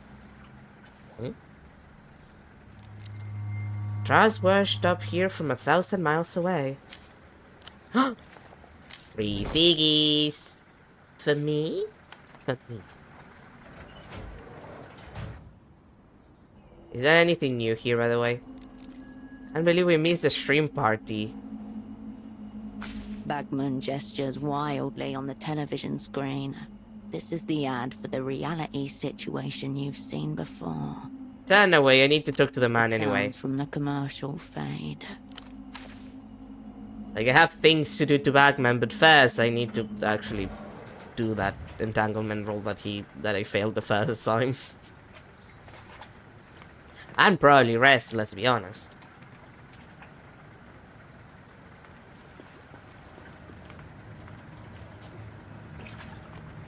So I guess I might need to go talk to Yana first, see if I can get her to tell me what the fuck she needs. Like what is holding her back.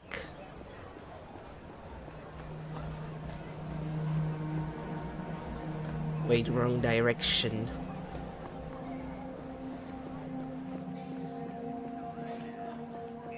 Push comes to shove, I'll go and like do some work to get some money.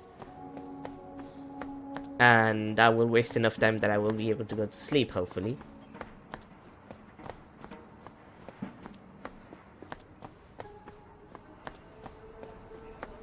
Hi, Metamoto, you piece of shit.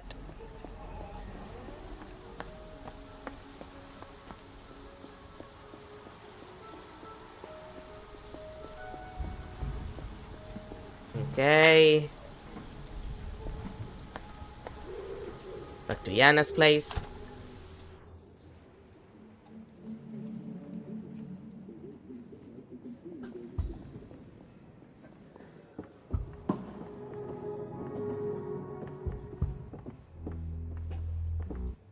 Remember, Hirsch, no weird shit around V. Later, Hirsch. Keep me in the loop. Okay, then I guess what do I need to talk to you? Hirsch. Touch the keyboard, Yana skeptical. Oh boy.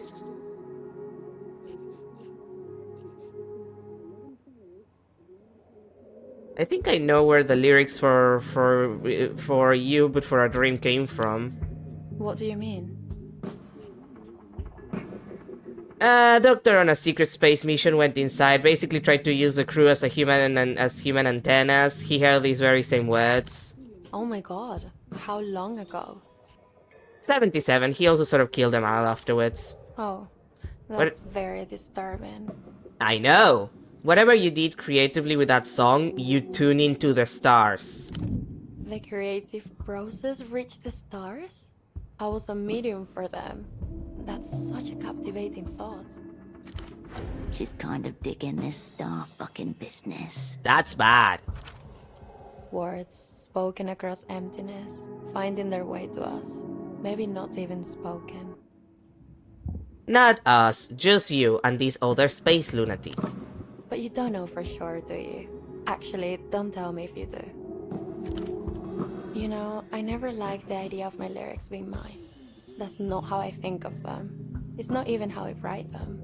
But if the words are out there, just waiting for someone to hear. Maybe the universe is always singing, and once in a while, we get to join in. Thanks, me, my cosmic meltdown just went nuclear. I repeat, sort of killed them all. I know, horrific. But at the same time, is it not sort of beautiful to die listening to the words of angels? No? Pseudopod may have a different outlook. I have a different outlook. I just hope the stars can hear us sing back.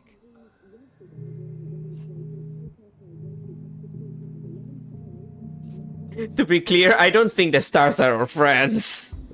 I'll look up just in case that they're looking back at me, so I can do like that thing when you stare at the abyss so much that it starts staring back. The peeling off-white ceiling is 2 feet above you. A hairline crack runs through it like a streak of black lightning. The pop star follows your gaze up.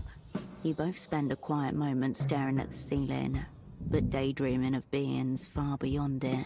How about this res disc of yours? It's not mine as such. What about it? I'm not gonna lie. Please don't mention it again. Tell me more about Lucian Electropop.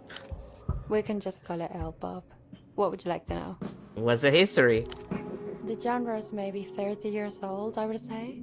Year 65 sounds right. As old as her, she is L-pop.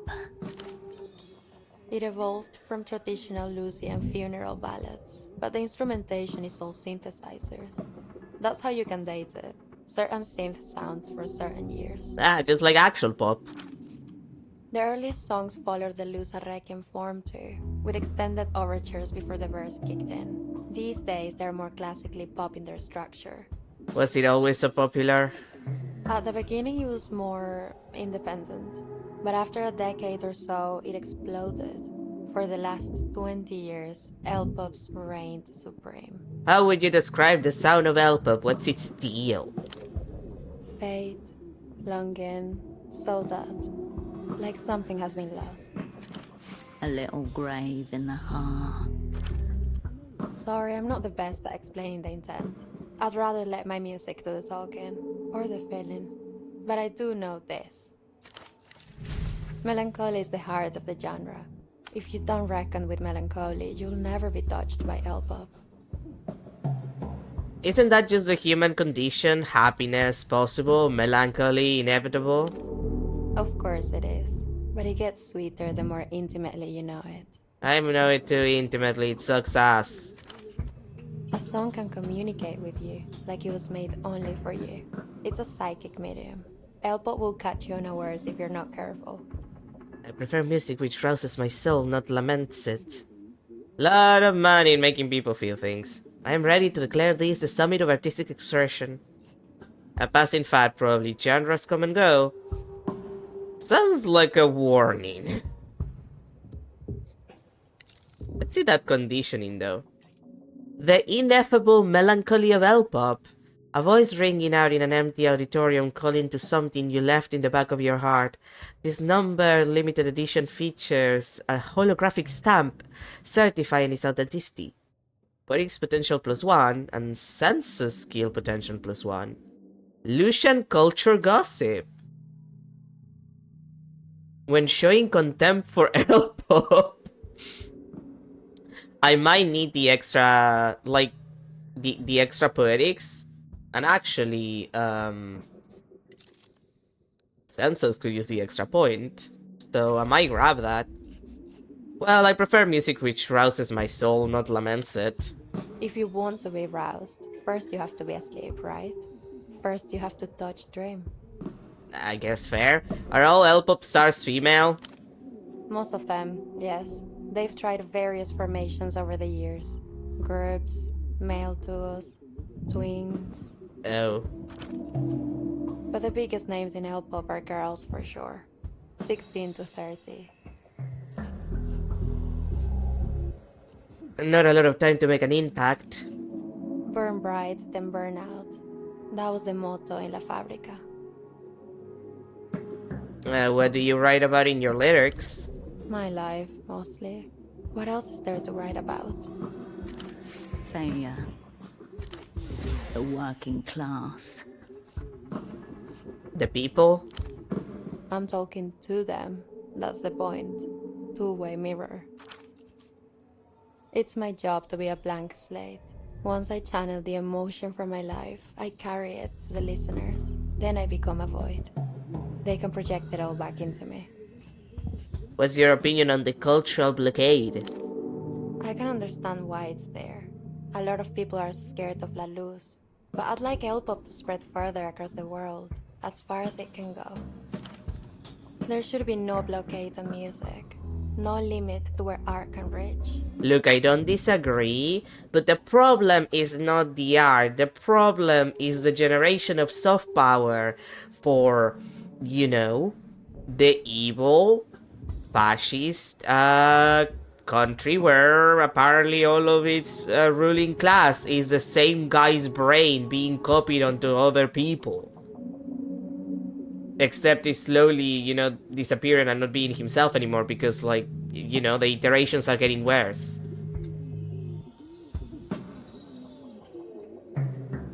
Cover the moon when I'm gone. What's that one about? I took some inspiration from an old Lucian death rite. It dictates that you cover all mirrors in a shroud for 3 days after someone has died. Why? To make sure that that person doesn't get trapped in the reflection. You don't see it much in the cities anymore, but in the smaller towns and villages. I remember they did it at my grandmother's funeral. I found it very striking as a child. It's not an uncommon tradition in some religions. I'm pretty sure that Jewish people do that. I'm not sure for how long, but you cover the mirrors after someone has died. A 6-year-old girl slowly lifts the corner of a heavy white sheet with frayed edges. Behind the sheet is a mirror. There is no one else in the living room. The girl catches a glimpse of herself and drops the sheet in shock. Anyway, I had this dream one night where I was trapped in the moon. In the moon, not on it? Yes, inside, like a gigantic mirror ball. It was more like a nightmare, to be honest. And so I thought, when I die, someone needs to cover the moon with a giant shroud for 3 days, so I don't get trapped in there. True dark. No light in the night sky but the dead stars. Then I took that image and wrote the song. B, you're so cool. Thanks, Hirsch. You too. Isn't L-pop just another weapon in Luz's massive cultural victory scheme? There is an element of propaganda, yes. Unavoidable in a state which actually values its culture. Not speaking with its champion soldier, its glass cannon.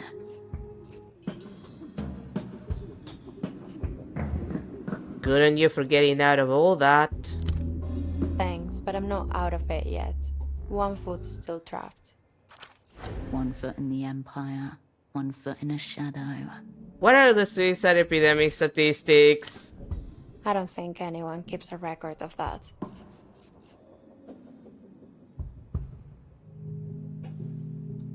Girly.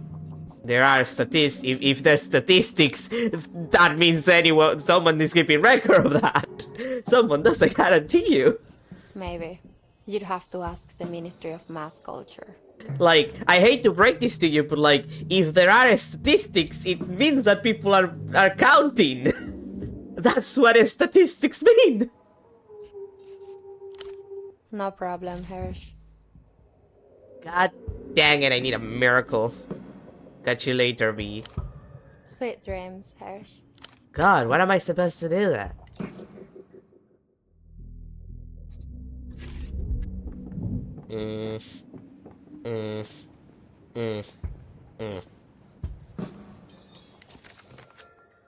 Well, obviously I need to do this, but I need to wait until, like, it's later. I just noticed the cat is in the picture! It's the fat cat that I love. I love that fat cat. It's so beautiful. It's so majestic. Actually, maybe I could talk to the, stupid, V fans outside that annoyed me the other day. Yeah, you. Let's put on the V shirt.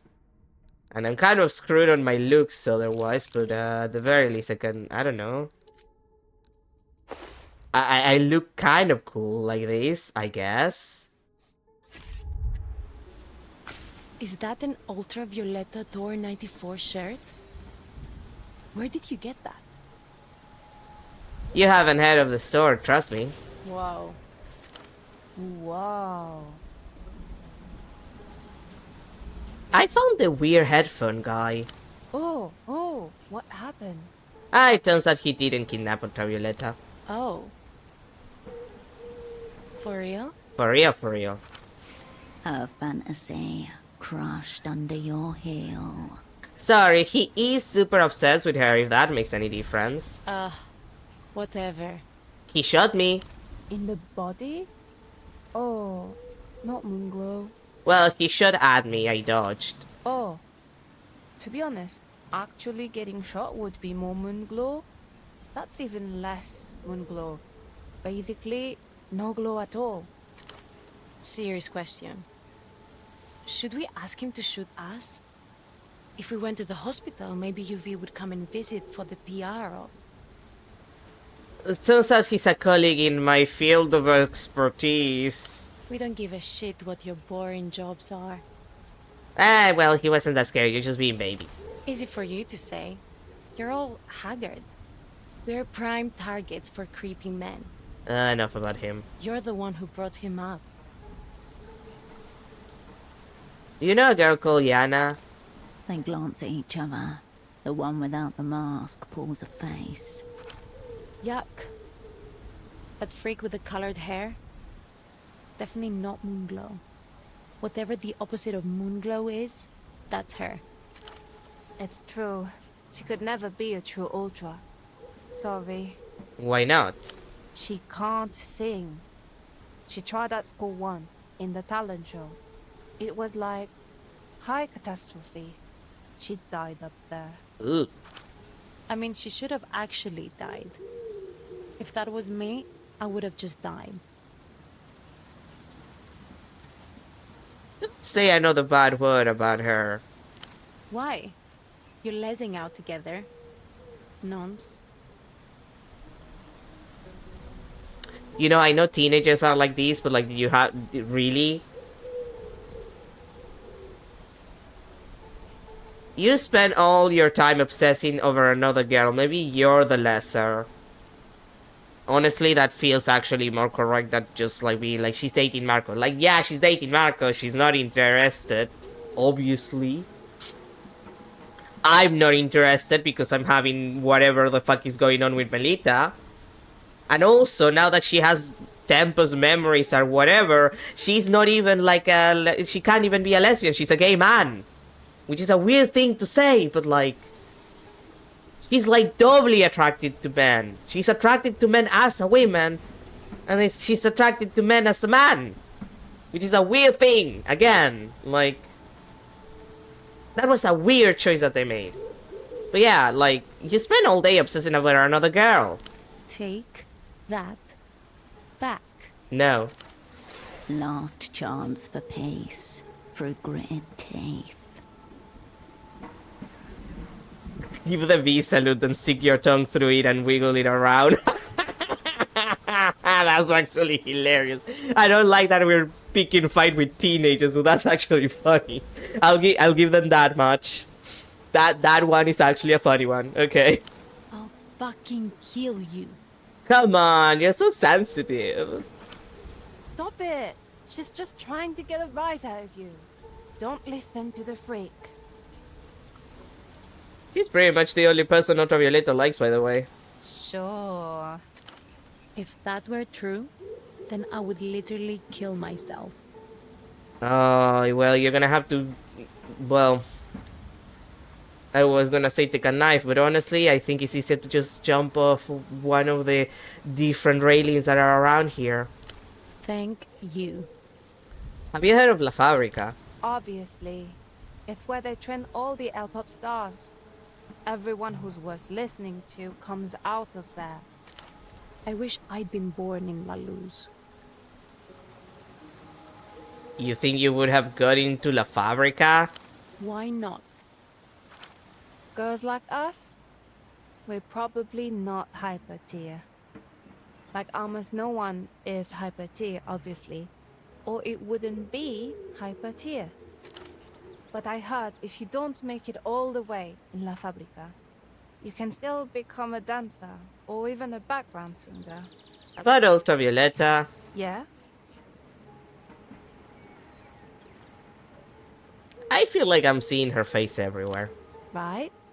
Every time I walk past that ad in Party Alley, it's like she's watching over us. I wish I was an ad. That's a bad reason to want to be famous. I don't mean I want to be in an ad. I want to be an ad. Are there any... I kind of just don't see the appeal. But you're wearing her face? A hysterical edge to her voice. This is an irreconcilable dissonance. She's messing with you. Or she's like mentally ill or something. Just ignore it. Are there any other L-pop performers you listen to? Yeah, there are some good ones. Nobody's on the same level as UV, obviously. But Kyla Roja is cool, Bianca Cruz Blanca. Bia Domino would be sexy, but she got a boyfriend, so... Mimi Serafina's pretty okay for an old lady. Mimi Serafina is 27 years old. God, it's like suffering the opinion of a 14-year-old on Twitter. Luz is literally the only place making good music anymore. It's Sonido Futuro. I have to admit it's impressive. They do seem like they're on the cutting edge. Music just needs to be packaged right. Formulas are there to be followed. History is over. The future has been carved up and allocated. Mimi Serafina is not old. She's like 45. She does look great for her age, though. Lucian really care about their skin. One day you're gonna be 27 and you're gonna want to kill yourself. I mean, with that attitude, you know? You say you know everything about her. Tell me something only an ultra would know. She recorded Glass Meadow when she had a 39-degree fever. Her favorite month is Tritos. She's allergic to strawberries. Everybody's allergic to strawberries. It's like one of the things about strawberries. I know her real name. No, you don't. Stop telling people that. That's a theory, not a fact. Theories are just facts that someone is trying to suppress. Violetta doesn't want anyone to know. She took a vow. She abandoned her old name when she dedicated her soul to music. How did you figure it out, though? It came to me when I was listening to El Lugar Donde Nací. Right after the second verse, when the mellotron beat kicks in. I just heard her telling me. That is so moronic. You did not. You did not. Auditory hallucinations. Teenage hysteria. Yeah, could be either, could be both. Her friend had a genuine spiritual experience and she never has. Every time it's mentioned, it drives her mad. You can't dangle that in front of me and not spill. It would be wrong. She thinks her loyalty will buy her intimacy. She's deluded.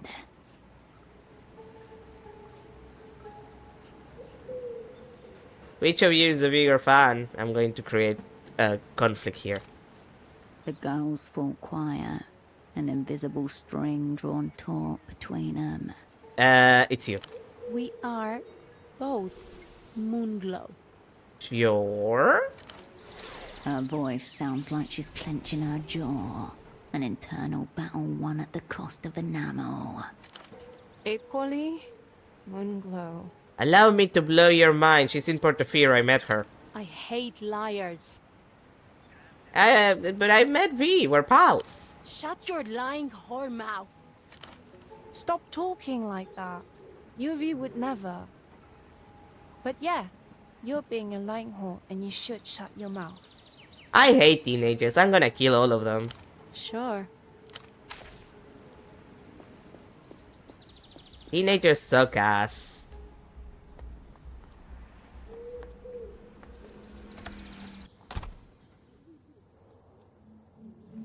I talked to your fans and they suck ass. I'm so sorry that you have to live with that. Hirsch. Touch keyboard, try hard attire. Really? It's giving me a try hard attire. Because I'm wearing the goddamn shirt. Oh, Sweet dreams, Hirsch. that's so rude. Remember, Hirsch, no weird shit around V. Bad news, Yana. Word on the street is that you're not Moonglow. The girl takes a long drag and raises a slow middle finger at you. Damn. Later, Yana. Later, Hirsch. Keep me in the loop. Well, I'm not sure what to do then. Like, if it is a matter of actually getting to write something with B, which I don't think it is because it's a red. It's a red thing. Like, the only thing that I can think of is going to ask Melita for help, which I always have to go ask Melita for help. That's not true. I think I asked her once. Like that and Ignatz. Like that. Those are my two things at this point.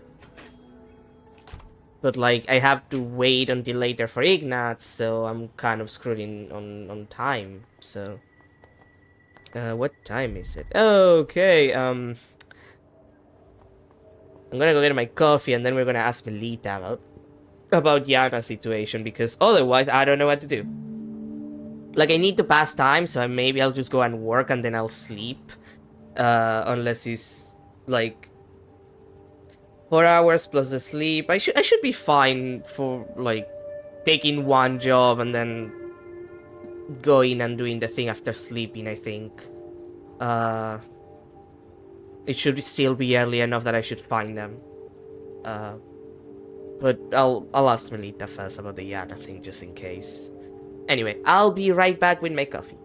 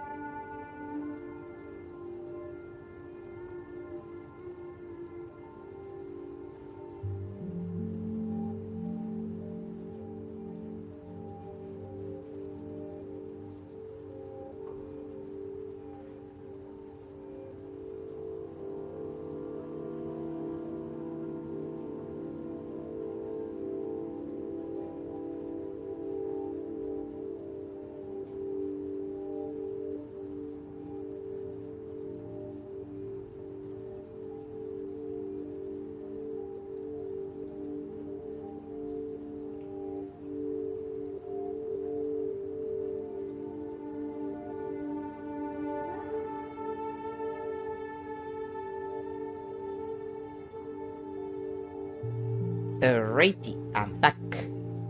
Let's talk to Melita. Raw information atomizes itself. On the other side of the world, a phone rings. And someone who I have a crush on is gonna be very upset at me. Cascade, Actually, never mentioned that I dropped by the phone or... your old schnapps then. A ripple through your heart. She remembers. She members! She has a copy of your pomegranate folder open in front of her. All your patterns and tells, itemized. Was it as you left it? No, it was different. Yes, a lot of things are different now, but it won't always be easy to tell what. Spoken from experience. You know the feeling? Of finding something exactly as you left it, but also irrevocably lost. Yes, of course. When was the last time you felt it? The street I grew up on. Our neighbor's roof lost its chimney in a storm. She righted it and used it as a planter in her front garden. Peonies. I found the current occupant still tended the same way, though they cannot know how the strange planter came to be. A child's memory. Frightened by thunder and the crash of brick in the night. Oh, God damn it! Wait, give me a second.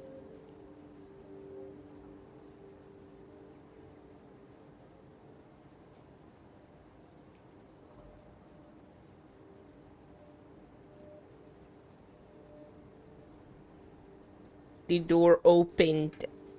The one for this room where I have the PC, I mean. It's just nostalgia, Cascade. You must have wanted a dose. I thought I might wallow in the past. I suggest you don't submerge yourself in your darkest and most painful parts. It's not very healthy. But those are my favorite parts. Ah, so you haven't changed that much after all. Why would I? Very fair point. Was there something else? I need your help again, Mel. Go on. About our friends from Tar's national capital. Trouble with the bank. Unsurprising. I'm waiting for Emter to contact me via fax, but they just aren't doing it. The bank's ways are mysterious. Try making some noise in the city. Provoking a response might motivate Emter to move forward. Ah, probably the Ignatz thing. Well, that's all about the deal. Very well.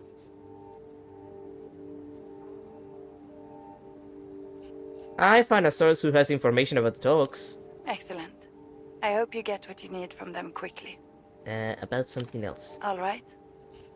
God damn it, I can't... Fine. Did the Superblock try to blow up Sweet Nestor during treaty negotiations? I know I asked this before, but come on. What makes you think that? Everything. Chewing the inside of her cheek. I saw probably had a package. Package was bomb. It doesn't take a genius, Mel. Lucky for you. But I assume you're referring to the Superblock baby incident. Yes, that was one of ours. I'm going to have that song stuck in my head now, just so you know. I don't see the problem. It's a classic. So what happened? On the opening night of the conference, Nestor was supposed to host the overseas premiere for Superblock Baby. Sort of a soft induction via cultural exchange. The party was very big on that sort of thing in the 60s. I mean, that's pretty cool. Probable asked a woman who we knew would be attending the party, in close proximity to the host, to deliver a special gift. The special gift in question being a bomb. A bomb with an auto trigger. When the first car is hit, anything within a 10-meter anything within a 10-meter radius of that package would have been turned inside out. But negotiations broke down and Nestor cancelled the party. No party, no song. No song, no bomb. If the plan was for Portofino to join the Superblock, then why did we want to zero out Nestor? With Nestor at the helm, Portofino would always have held itself apart from the rest of the Superblock. Unacceptable for a member state. Shame that negotiations broke down. It would have given us a strategic foothold in the region, and it might have kept Portofino out of Emter's money talents. Did Probable get shelved for that? Probable had made himself shelf-proof long before this. He was not held responsible for the plot's failure. Have we considered inviting the Lich to a listening party? Unfortunately, the Lucians are far less willing to enter negotiations with the Superblock than Nestor was back in the day. But perhaps you can use this as a point of inspiration. I'm not gonna use a bomb, but thanks, Melita. Is there anything else you'd like to ask? Nah, thanks, Mel. I love you. Luck and skill, Operant.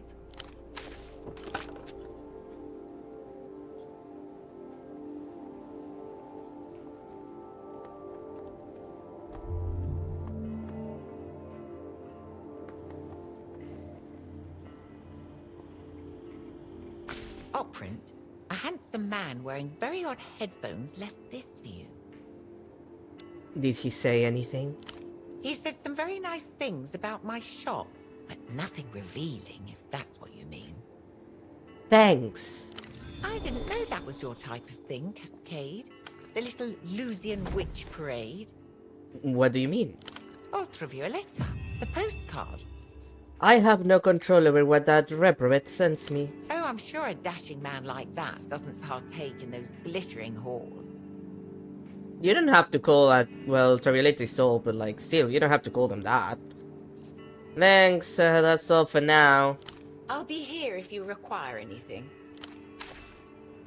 Well, I'm still gonna do the thing with Ignatz. Await terms from Enter. The man in weird headphones has left a postcard for you at photo 24. Excellent. The postcard double as a fan club application form. If you fill it out and post it back, you can become a Carcarian Ultra. Ultravioletta gazes out at you from the postcard, draped in a half-length cape and decked with shimmerings. A pair of pilot goggles hangs around her neck.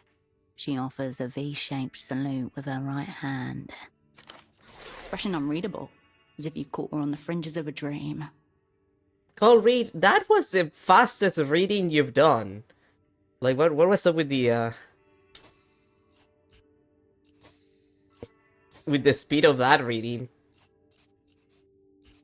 I've seen her up close. Lightning's doing a lot of heavy lifting here. It's doing some lifting, but the burden is less than you think. Ultra's fly formation reads the electric text beneath her. It seems she wants you to join her fan club. Fan club is factionalism. Resists the enemy's small, big character poster. No way, can we actually fly a plane? Lusians do love their aircraft. Unlikely that she's military-grade pilot as the branding implies, but a hobbyist pursuit is entirely possible. So if I send these back, can I join her club? Don't forget the membership fee. Ah, god dang it. Which the Operant Bureau will definitely not approve as a professional expense. Another reactionary scam. The annual fee is certainly significant, but you do get a free keyring featuring the image of Ultravioletta herself. We're talking plastics or metal? It appears to be metal, featuring vibrant enamel layering. Oh boy, that's the good kind. Turn the postcard over. On the back is a handwritten note. To a fellow fan, fogged mirror, upstairs. Enter is sending this weird headphone man as a representative? He must be higher up in the organization than you thought. Do not forget, this headphone man took a shot at you. Yeah, I should apologize for aggressively rooting in his slot. I didn't check this postcard for trace poison. Foolish! I forget nothing, especially attempts on my life. Maybe he wants to make amends for his moment of transgression. Nah, no. I won't forget. Never forget. Scores carved upon the headboard of your professional life. Either way, it appears transnational capital has come to the table. Will you take your seat across from him? Slip it back inside your pocket. Well, I guess we can waste a little bit of time doing that. Or I could wait, actually take the photos Ignatz wants after doing some job and going to sleep. Which, honestly, I kinda want because I want money. So... Like, I'm not using my money for anything, but I'd rather have more money than have less money. So I think what I'm going to do is just that. I'm gonna go.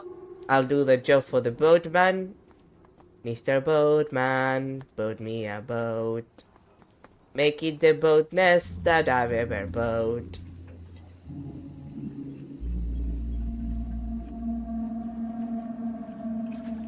Like, I'll go do that. And then afterwards, I'll go to sleep. And then I'll take the photos. And then I'll go see the guy that tried to shoot me. The smuggler inclines his head in silent recognition. Got any crates that need moving? He indicates the crate sitting along the docks. You sink into the dock's rhythm once again. The work you find is no easier. An older dockhand, cigarette dangling from her lips, watches you struggle with a sealed pallet. She claps and shouts, "Tempo, tempo, tempo." A small seed of him sprouting. Move the shipment faster. Your muscles shrink.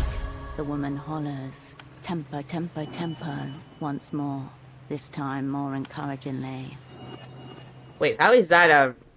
Oh, I thought they were new ones, not the ones that were leaving.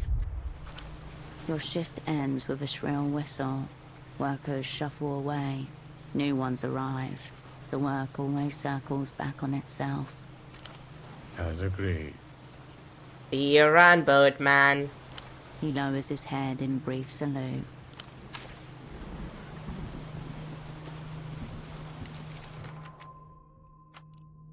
Yeah, I need to meet that guy. God dang it.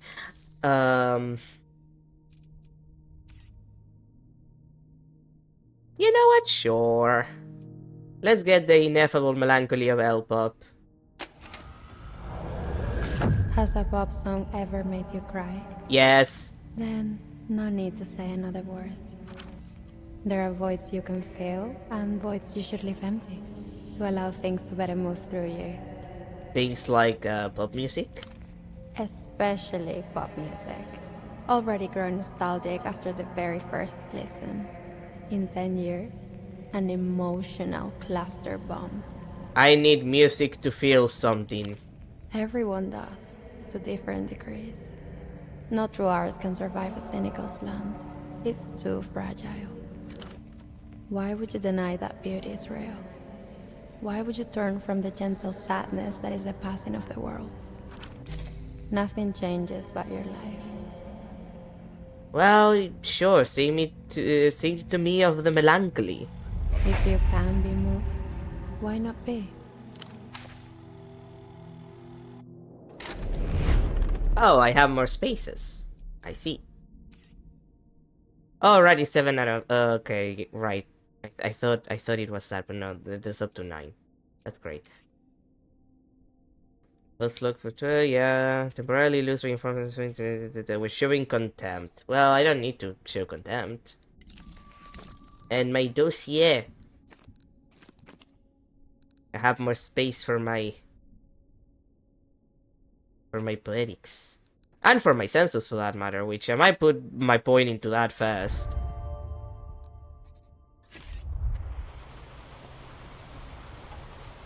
And now that I'm, EP. Lost Mimsy does not respond to her name. Aw, poor kitty. Although I've seen that shit. Any creature speared from plastic capsules, their freedom left to chance. First, let's go rest. Then we'll prepare to take that photo. And then we'll go to the fog mirror and deal with whoever that fucker is.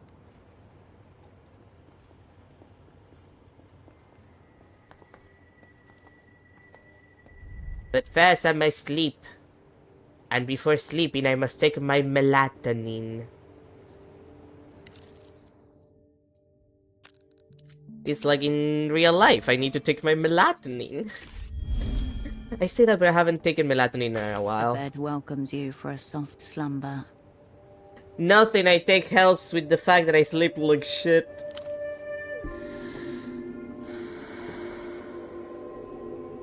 The stillness of the room quietens your mind as you settle down. Okay then. Now I need to think. What about the map? Go size, yeah, I know. And like, right, the photo location is there. It's around this time, I think. So that's fine. I'm gonna have these to contend with, but I need to think about what I might need in this situation. Nair probably is likely something that I'm gonna need. I assume coordination is probably gonna be important, so I don't get found. Although I might want the shadow play for that matter. Coordination, sensors, blueprints, records, personalism, shadow play.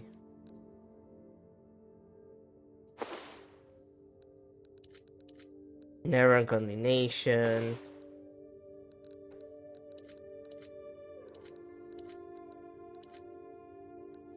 Shadow play. Like I feel like that's as good as it's gonna get. Like some coordination to make sure that I don't get screwed. Some shadow play. Nerve probably. And the rest is just like, well, what can I do? And all of my checks are unlocked. Delightful.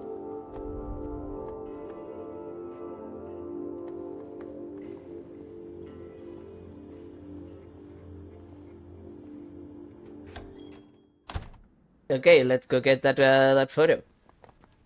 It's early in the morning. If they're not there, I'll just go to the Fog Mirror first, and then I'll go check them out.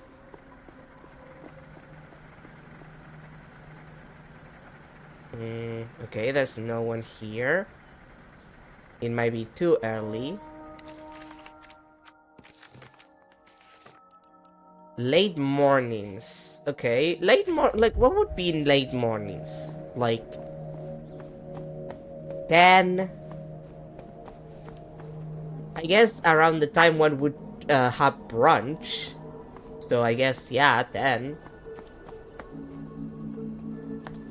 So I suppose I can just go check on the guy on the Fog Mirror first, which coordination and shadow play might still be good for me to deal with him. Oh, Holocene is here. Pseudopod, Ramses. Said something about like the stairs. Oh. The intoxicated Astis was caught the whole way through her masterpiece.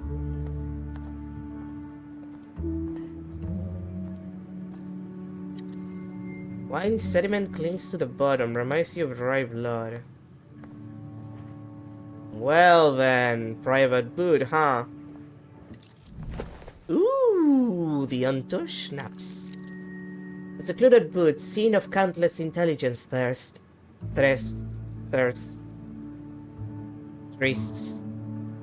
God damn it, the English language. Fine cold day, bucko. The man doesn't alter his posture, but follows your movement with unblinking eyes. You might want to blink. You're gonna leave your eyes kind of dry if you don't. He's tense around the shoulders, twitchy at the edges. Grubby little place, but it's got some color to it. I'm a die-hard patron, actually. I didn't mean it was a bad thing. A little grubbiness comes with the profession. Are we sticking to the trade names or daring fate with the real ones? A professional courtesy. He knows your real name. You gave it to his colleague under extreme duress. Well, we're definitely not going with Bucko. Then what will it be? Cascade is fine.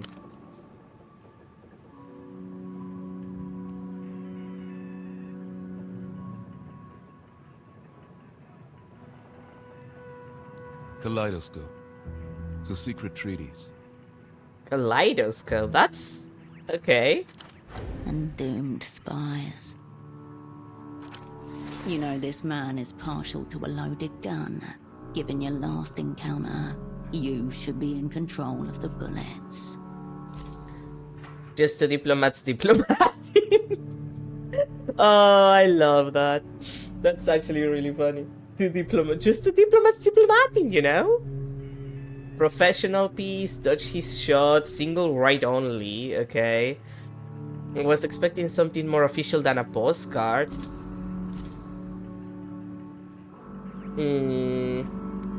Let's start kind, let's start relaxed. You know, that's a questionable code for an operant. He looks down at his right sleeve and smooths out a crease with a measured hand. When it comes to cool jackets, I can't help myself. Unfortunate habit. This one is a singular piece. The inner lining comprises 88 distinct hues, styled after the wings of the Dream Eater Chrism butterfly. Huh. By night, the Dream Eater Chrism drinks the tears of sleeping birds. By day, its brilliant ventral display wards off its natural predators. Very conspicuous, a true statement piece. Call it a warning to predators. How do you even spy with those headphones on? In style. They're anechoic. Custom job. Some pretty expensive. It also sounds like nothing at all. And in our age, that comes at hideous expense. Customized customer.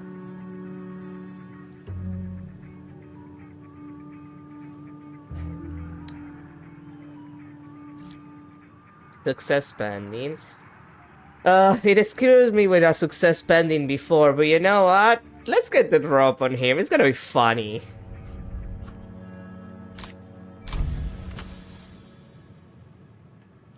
With a subtle turn of your wrist, you aim your gun in your opposite number's direction. Full disclosure, I got my gun pointed at you. Mind if I see yours a moment? The man shrugs, extracts a strange-looking piece of artillery from his coat, and passes it over. A vertical clip running across the top, pattern guards on both sides, and... is that 2 triggers? Verdict's in. This gun is far cooler than yours. Why would you need 2 triggers? And you both know it. Another custom job? Alas. How do you load this thing? Clip slides off the top. Releases under the right wing. You find the latch and pop the clip off its rail. After a quick shake, a handful of rounds tumble into your palm. Don't forget the one in the chamber. Oh yeah, pull the slide back. The last little holdout leaps from the gun to join her siblings. You pocket the whole family with a jangle. Jingle jangle. You owe me 13 rounds, bucko. What did I say about not calling me bucko? A ballistic cuckold. Statehood, shut the fuck up.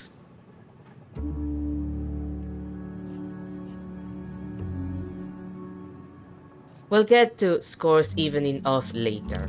Lead on then. I was expecting something more official than a postcard for the record. Yet, here you are. I understand you're on the market for second-hand goods. I'm interested in exotic imports. I was hoping we could explore a transaction. Okay. That confirms it. He's after the pop star. A massive sign marked nonce flashes red in your mind. Personalism, why do we have to assume that the man is a pedophile? Also, and maybe this is just me,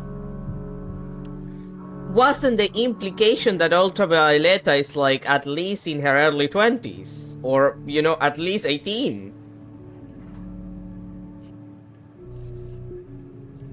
I can do you a great deal on Superblock Sucks. Like, I'm not saying it's good that he's obsessed with the, you know, teenage pop star, but like considering how everybody's treating her like a whore, either she's 18 or every single character in this like game is kind of like a piece of shit, which is not far from the truth now that I think about it, so she might be underage. That's kind of the thing that gets me the most about this game. It's like most of the characters are just deeply unlikable. At least the ones that you spend a decent amount of time with or around. Like, and not in the, oh, it's funny, or, oh, they have, like, the character trait that makes them, no, it's just, like, they're awful and they're not likable, is the problem. Because, like, there's characters in Disco that are awful, and yet they're very likable. They play the game so that, like, quote unquote, they play the game of how they treat you in such a way that they're easy to like, even if they're pieces of shit, and you know inherently that they're pieces of shit. Like Joyce is a great example. She is in fact a terrible person, but she's likable. Like she basically just says the right things, treats you in a way that is likable, even when she's being a piece of shit. Say whatever you want about Everett, but he's likable. He's also an asshole, and he's also a little bit of a dick. But he's likable, he's funny. Like, that's the issue, is like, there are some moments where the game is funny, whether it's just funny by itself, or you're like me and have the sense of humor of a 13-year-old for some stuff, and not for others. There are moments where it's funny, there are moments where it feels insightful, but either that gets completely sidetracked, but like the narration just kind of ruining it, or you kind of just get reminded that most of the people in the story suck ass, and not even in a likable way. Like, I feel bad for the people who are not doing well, like Holocene and Ramses, because clearly the fuck up that happened really affected everyone, like Carolina also, but like,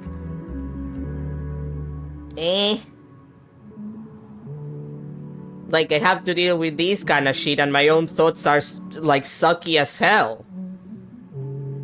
Like, why would I assume like, here's the deal, you know what I would assume beyond the fact that this guy is clearly a fan? I would have assumed that Emter has reasons to want her. Like, he works for Emter. Beyond the fact that he's a fan of Ultravioleta, he works for Emter. So, like, if Emter is willing to do an exchange for a person, and what they want is Ultravioleta, I'm more likely to think that Emter has plans for her. Probably using her for something or other. Like, they would take her as an asset. Not like a literal asset for like a mission or something, but like, she would be something to use. I wouldn't assume that this guy would just have, you know, direct chances of doing whatever the fuck pervert thing he would like to do if his desire was to be a pervert. Like, why is personalism's first reaction to be, yeah, this guy is a pedophile? It's not funny. It's not even like an analysis of what's going on. It's just like an immediate response that having a 2 seconds like analysis of the situation tells you, you know what, maybe, but like, it doesn't seem very likely for this specific situation we're in. I don't know, it just annoys me. Like, maybe it's because now people call people pedophiles all the time on the internet, but like, I'm so tired of that shit. It's like, oh, you don't like the thing that I like, ergo you're like a pedophile and a Nazi, and it's like, no, bro, I just don't like the thing that you like. What is wrong with you? I said that I like waffles, not that I hate pancakes. That's an entirely different pose, bro. And like, not even for like reasonable stuff, calling you a Nazi. It's like, no. It's not like you're being like weird, like in a racist way or some shit. Like, no, you're just having a relatively normal opinion about like, yeah, I just don't like this thing. It's not about people. It's just a thing, and like that's the reaction. And it's like, bro, fuck off. I'm so tired. I swear to God. Well, I may have some experience in ultra exotics. Then I think we understand each other. Here's my pitch. I will get any and all information you want out of the Lucian prison. In return, you give me any and all information about the whereabouts of Ultravioletta. There is the moon.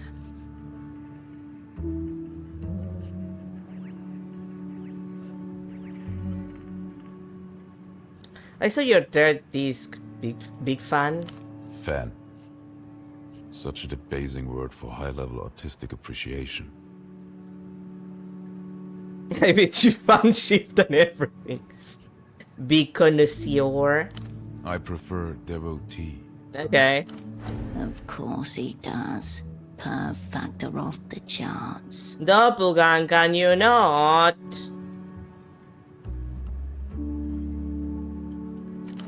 One postcard, no facts. The meeting place your home turf. Before you is an operant gone way off script. This isn't a deal with Emter at all, is it? It's a deal with you. Well deduced. I come to you as a freelancer, a mere vassal of the Queen. I would like to return her home, to Luz. Why? He's not playing with house money. He's got his own chips down. What if she doesn't want to go home? Of course she does. No echoes from the throne room. A hollow divide between monarch and subjects. She must return. I've stated my terms. What say you, bucko? You took my double off the board with one of those red discs. Glasses, double-breasted jacket, air of nervous dread about him. Yeah. Whom? The party has already forgotten him. Sounds about right. My apologies. I didn't expect it. Though I can't help but feel I did the Operant Bureau a favor. He's really dead? Sort of. Not some kind of bluff. Genuine. Why do you sound surprised? Because I am, of course. The cold truth which you may not want to hear? Your friend told me he was a spy. Outright. Oh my god. Almost tripped by your own shadow. He's an idiot. So I took him to be fair game. In a circle, you know. One among the mirrors. You knew what these red discs would do to him, to anyone. I had the best guess, based on rumors I'd heard. A kind of soul-taking from the Tyrant Queen. More than a trace of envy. Didn't Ultravioletta herself mention a missing recording engineer? The recording engineer, right? The one who disappeared from the session. He must have been the first. Yes, exactly. How did you know about him? I spy harder than you can ever imagine. You know what? I can be honest. From B. You and her seem quite intimate. It's very likely that Ultravioletta took everyone by surprise with this song, including her ardent supporters in the Ministry of Culture. World-changing, mind-diverging artistry. Aren't we lucky to be living in such times? Maybe. A light glows beneath the pale whites of his eyes. Of course. I've wondered what it sounds like. Dreamt about it even. But so far I've lacked the constitution to really commit. And yet, terror is the beginning of wonder. So, wait. Was taking him out some kind of accident? Not as such. I suspected it wouldn't be a relaxing listening experience, but I didn't know she could summon that kind of power. When did you meet him? Late evening under the Ultravioletta advert to the north of Party Alley. He was gazing up as if he'd never seen anything like it before in his life. I don't think he had. It happens on the first glimpse. No judgment here. He and I got to talking. I gave him a quick ultravioletta primer. He seemed to be quite taken with her. Taken all the way to the edge, then dashed upon the rocks of oblivion. He initially informed me he was a sock importer with a superblock. Then he said he'd been pretending to be someone else all day, and that it hadn't gotten him anywhere at all. In reality, he told me he was a spy for the People's Republic. Oh my god, he's an idiot. It was too early for Pseudopod to be in theatre alone. The opera failed him. Sounds like he fucked up then. Complicit in his own obsolescence. Maybe on some level he sensed who I was. High upon high, the Manus Fati swivels in its stars and raises a middle finger in Pseudopod's general direction. He doesn't notice. Your friend said he felt there was always some vital clue he missed, some secret sign that he was oblivious to. Like the world was turning away from him, person by person. Looked to me like he'd had a very long day indeed. So I gave him the red disc and told him to listen to it in darkness. On the stars if he could. Rain.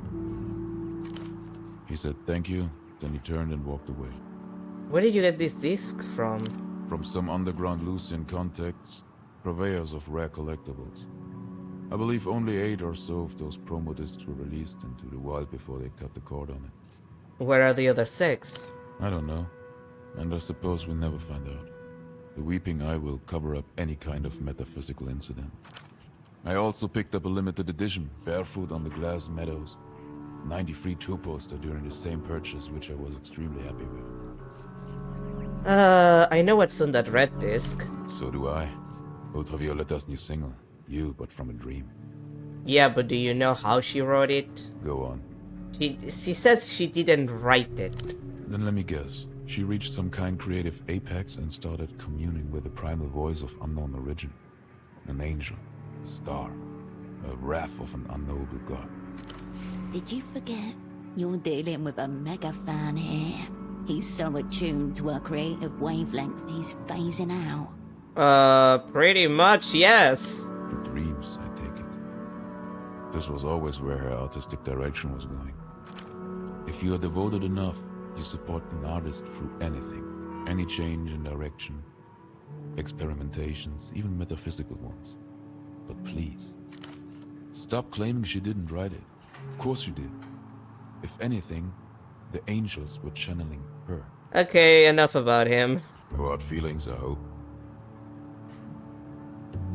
I blame myself, I was late. Or maybe he was too early. Maybe we were meant to meet. The vagaries of fate. Impossible to say. We need to talk about the fact that you shot me. I shot at you. It was a warning shot. And I skill set my way around you, but that's no excuse. You didn't skills anything. I wasn't trying to hit you. Bro, I literally avoided it. Otherwise I wouldn't have had an event. That shot on you was also deserved. You were scribbling in my affairs. I was spying, obviously, pretty well, in fact. It seems I was spying harder. And better. I hate this guy. Can we just put it behind us? Such things happen in theater. We both live. Move on. You're lucky you didn't get to shoot me. Let me get your terms straight. I have direct access to the Lucian prison in our secret jail. He tells us his name is Poor Dante. And that the poor part is very important. He's very big on Salpidi. I will extract whatever information you want from him. In return, you tell me what your former asset has done with Ultravioletta and where she might be now. Clear, concise, uninflected. Don't you agree? Involves a lot of trust. You could just make stuff up. As could you. So we could both lie and gain nothing. Or both tell the truth and gain everything. For what it's worth, I think this is a very favorable deal for you, Cascade. It's not. More favorable would be a clean trade. The prisoner for the girl.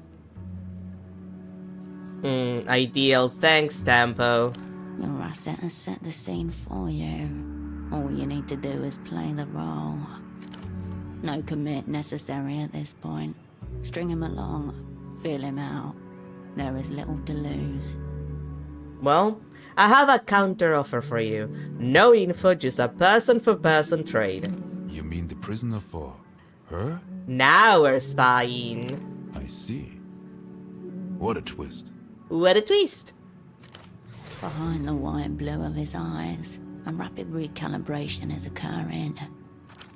Alongside fear and respect. I can't believe I'm even considering, to be honest. I'm despicable. I have my suspicions that Ultraviolet is a top-shelf Lucian asset. Come on, a Ariel spy or an information merchant. Give her 1 year, she'll forget this ever happened. See, the thing is, I kinda don't want to sell off V, because I feel like that would be shitty. But here's the other thing. I don't trust Dante's telling the truth about who he is. And I need to at least see the guy to confirm it. Like, I need that exchange. Because I need to figure out what's up with Dante, so I need to see him in person. I can't enter the jail again to try and, like, open the door and get to him and kill him if necessary. Which I feel is gonna be necessary. But, like, there's something wrong with that guy.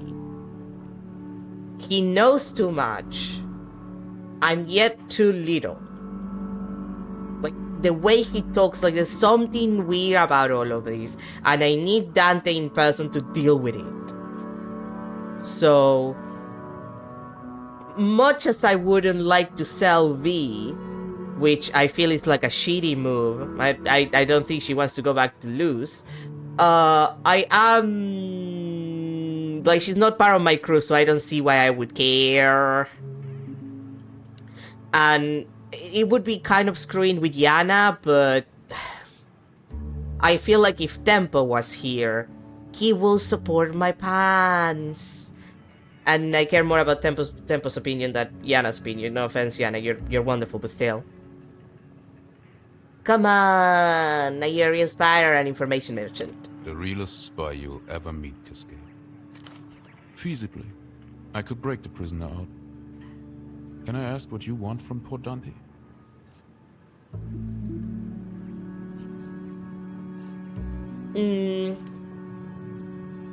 I want to rip him open and read his entrails. That's a little dramatic. He's supposed to tell me a bedtime story. Actually, that's the funniest one. No need to get cynical, Operand. What does Emter know about this prisoner? Diplomat, high-ranking, in Arusan Cabal, would-be deserter. Something to do with the secret treaties, or at least we're hoping to play him as such. So I suppose for now, you'd call him leverage. Yeah, fair. You know, I'm saving you a step here, by the way. I can see the advantage, but it also represents a steepening of terms. The point of zero return. If he goes fully off script and abducts the prisoner, it will be Emter's fugitive son from here on out. The terms are the terms. Roger that. You scared to meet Ultravioleta up close? No, I don't fear her. Not anymore. You did before? First listen, the first prizing open of the heart. Of course, what is more terrifying than emotional megatonnage? You scared of the bank? Beyond the fact that they'll hunt me down, tie me to a crane and drown me in the nearest body of water. No, not really. Huh. Emter understand balance sheets, but they don't understand culture. That's why they are currently getting played by La Luz. Okay, so what say you, bucko? You have direct access to Ultravioleta? Mainline. Then it seems you have a very strong hand, Cascade. He holds your gaze a moment, then lets it go. I respect your position, for whatever reason. I believe you can deliver. Eh, of course I can. Her face flashes on the underside of your mind. Expression stern behind a black cigarette. Yana needs to agree to this too.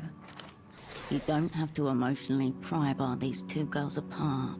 There must be another way through. Try Emter on the books, not off them. That junior negotiator already looked a little weak at the knees.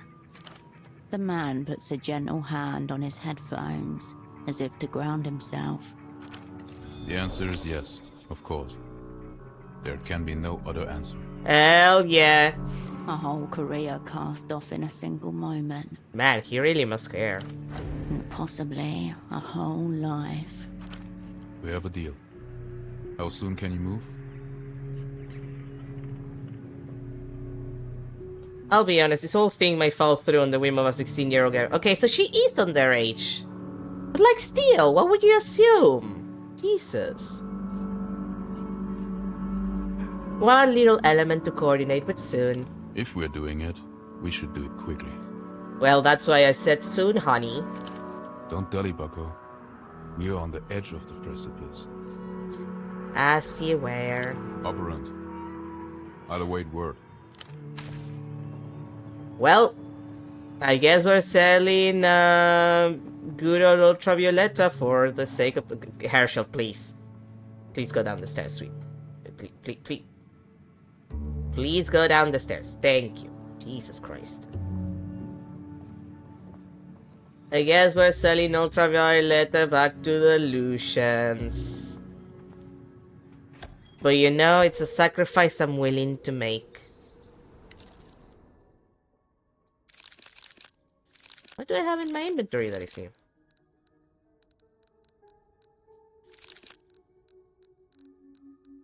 Oh, right, the schnapps. Yana keeps a close eye on UB. You'll have to work with her to get this done.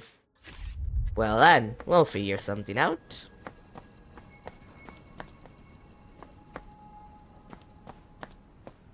Plus, I don't think 6 a.m. might be the time of day where the couple is gonna be. Well, the couple.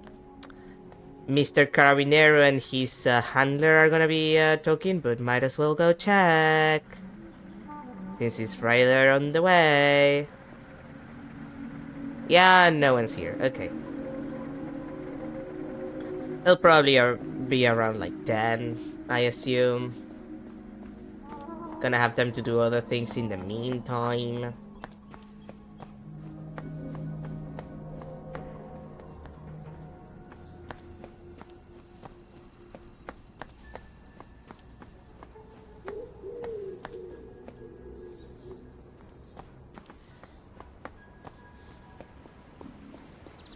Alright, 3. Do I still have the check, or...?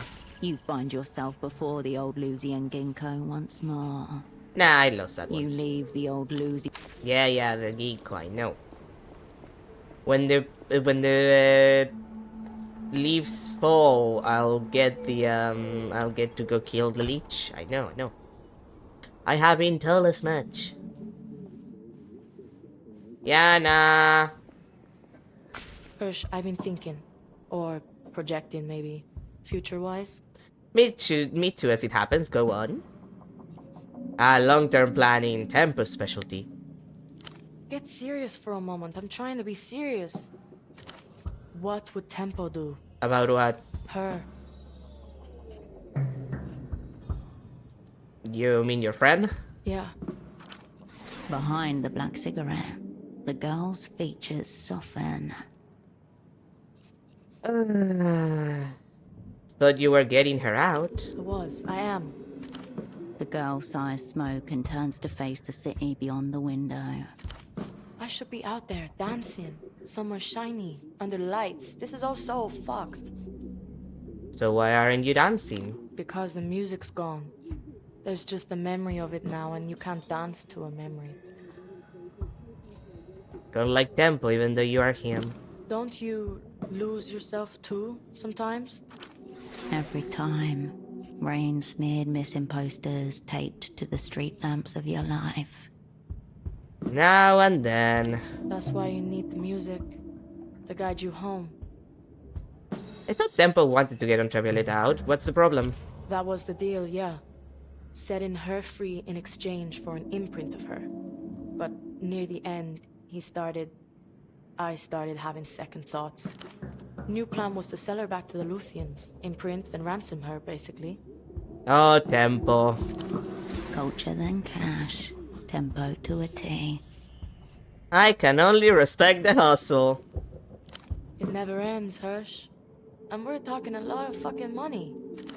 But I also want to help V. I really want to help her. The girl takes a skewed drag of her cigarette, then studies the embers intently. I got an offer for B. She flicks her gaze at you like a knife. From who? Against what? A sudden crack across the thin glass of trust. From Emter, basically. You trust the fucking bank now. What do they want with V?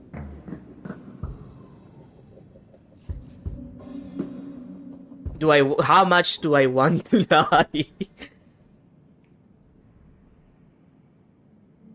Oh, goddammit.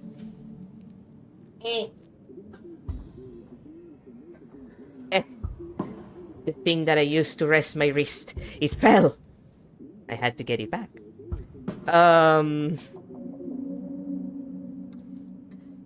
I mean, I guess to study her is correct, but to be fair, that's also kind of a lie.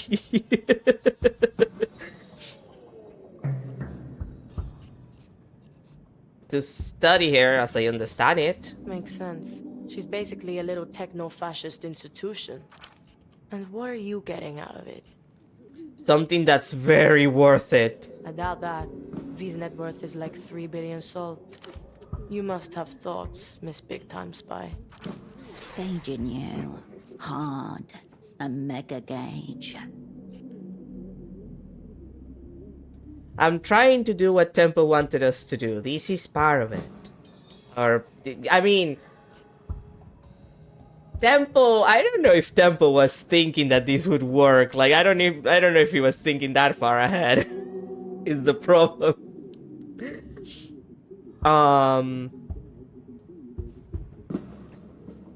But I guess, yeah, I guess this is part of it. At least you're being honest. Say we take this deal. What happens to V? She'd go home, that's it. I mean, it's true. You're very fucking slippery, Hirsch. I hope you know that. Slippery when wet, I get wet for massive deals. You actually think she's going to make it out there alone? At least she's the boss of herself. 2 aerotrams crisscross somewhere above you. The apartment's windows rattle in their frames. Cheap glass. This is a sick little game you're playing, Herschel. Massively fucked up. Casually asking me to betray my friend. I don't see any other way, do you? I'm kind of impressed you sunk this low, to be honest. Didn't think you had it in you. Okay, but like, why are you saying that when you yourself admitted that you were thinking about betraying her? Like, why am I getting the shit thrown at me when you not only admitted that you betrayed her, but also that Temple, the person that had been imprinted on you, also literally just said, like, that you just said that he was thinking about ransoming her. I'm not even doing it for money. I'm doing it for, like, my mission to kill a techno-fascist of high caliber. Like, I'm not... See, this is the thing that pisses me off. Like, why am I getting, like, this kind of treatment and you are just washing your hands of the fact that you admitted that you were thinking about giving her up? Like, come on, Yana. Why am I the guilty party? You're the person who brought it up in the first place. You didn't hear the word no in there. Speak your piece. Convince her to sell out Ultravioleta. Okay. Strong arm, ST, too affable, not enough melancholy. Minus for Kristen in her yo-yo, for emotional terrorism, level with her, believe she's Temple, all will be forgiven and groggy. God fucking damn it, Jesus Christ. Don't be a stranger, Hirsch. Like, I'll check how much statehood I can get. But, like, I think I'm at least gonna have to wait until I'm no longer groggy. Jesus Christ.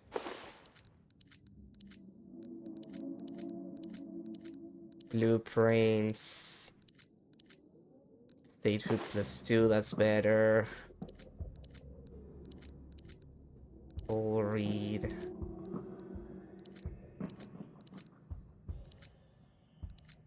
Statehood.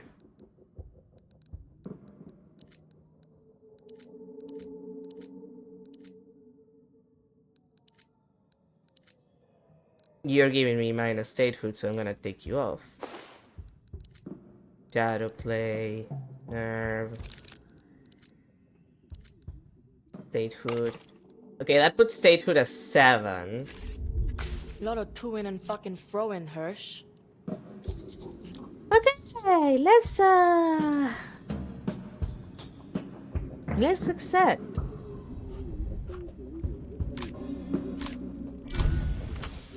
Thank God. Demolish another friendship. You've done it before. This one should be easy. It is not even one of your own. God, Statehood, you're a bit of a bitch. Has she asked you to go with her? What do you mean? I mean, has she asked you to go with her? Since you'd rather face the whole world alone than have you by her side. I'm not creative like her. I'd get in the way, probably. Kinda weird, don't you think? Her not asking you along? If you were my friend, I'd ask you for sure, 100%. You realize you'll never hear from her again, don't you? I think we would. Like, we'd keep in touch. Come on, Yana, you're smarter than this. I just didn't think about it, okay? Thought we'd figure it out or whatever. You want to take this deal, yeah? It's the only play. Maybe. Teetering. One more little push. Did you hear the way she spoke about her old band? Kind of sick. Yeah, well, she's a solo artist. From the room next door, the piano unfolds delicately into a new key. Yana glances in its direction and looks back at her cigarette. Fuck do I care? I'm running an enterprise, not a popularity contest. Do it. Yay! Later, Yana. Bye. I have manipulated a teenager. Again. This is not the first time it happens. Okay, I have to confirm the trade, and that's about it. On that respect, let me just lower the anxiety. It's a little high. Yeah, let's drink a little more. And then let's lower that delirium. And that we're at a perfect 444, the number of death.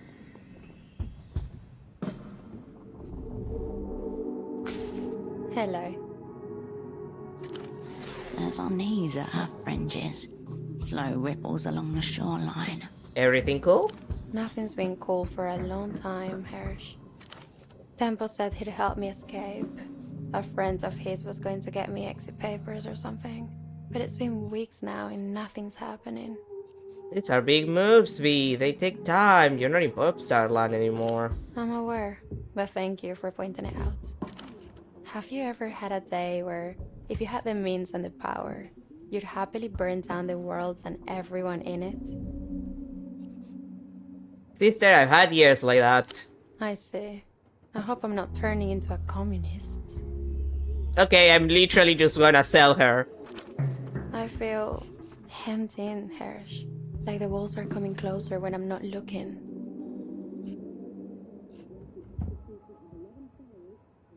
So, V, say you had to go home, what would you do? I'm not going. Ever. I know, V, I know, but say you had to. Is it a suicide in captivity deal? No, I wouldn't kill myself. They'd probably pay some hack to write knockoff songs and recreate me as a hologram. Ooh. Why are you asking me this, Hirsch? Oh, doesn't matter, forget it. I already have. Nah, I might try this. Diana is not here to cause me issues. Sweet dreams, Hirsch. But like later.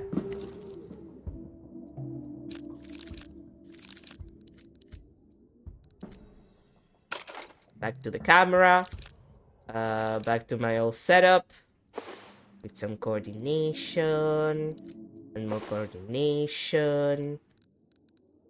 And yeah, this is fine, probably. I'll try that poetics check later. Actually, yeah,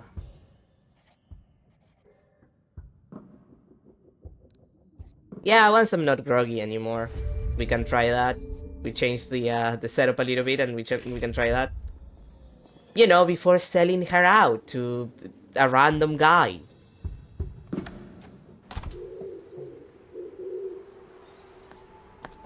It's still too early, I think, for like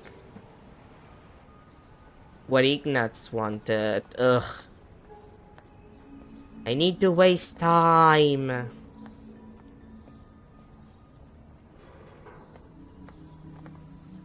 But doing what, I wonder, because I don't want to work. Like, look at my perfectly aligned fatigue, anxiety, and delirium. They're perfect, all at 4. The number of death.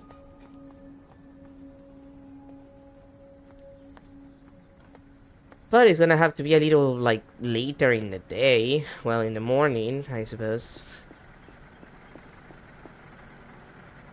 Yeah. Probably around 10, I think. Late morning. 10 is like late morning, right? Like, I need to find something to do. I just don't know what. Like, is there anything I could do? I can't do that check anymore because I talked to her out of... And I can't do that check anymore. Well, I could go to Reno. See if there's anything I can talk to him that might be useful. And waste some more time in the meantime.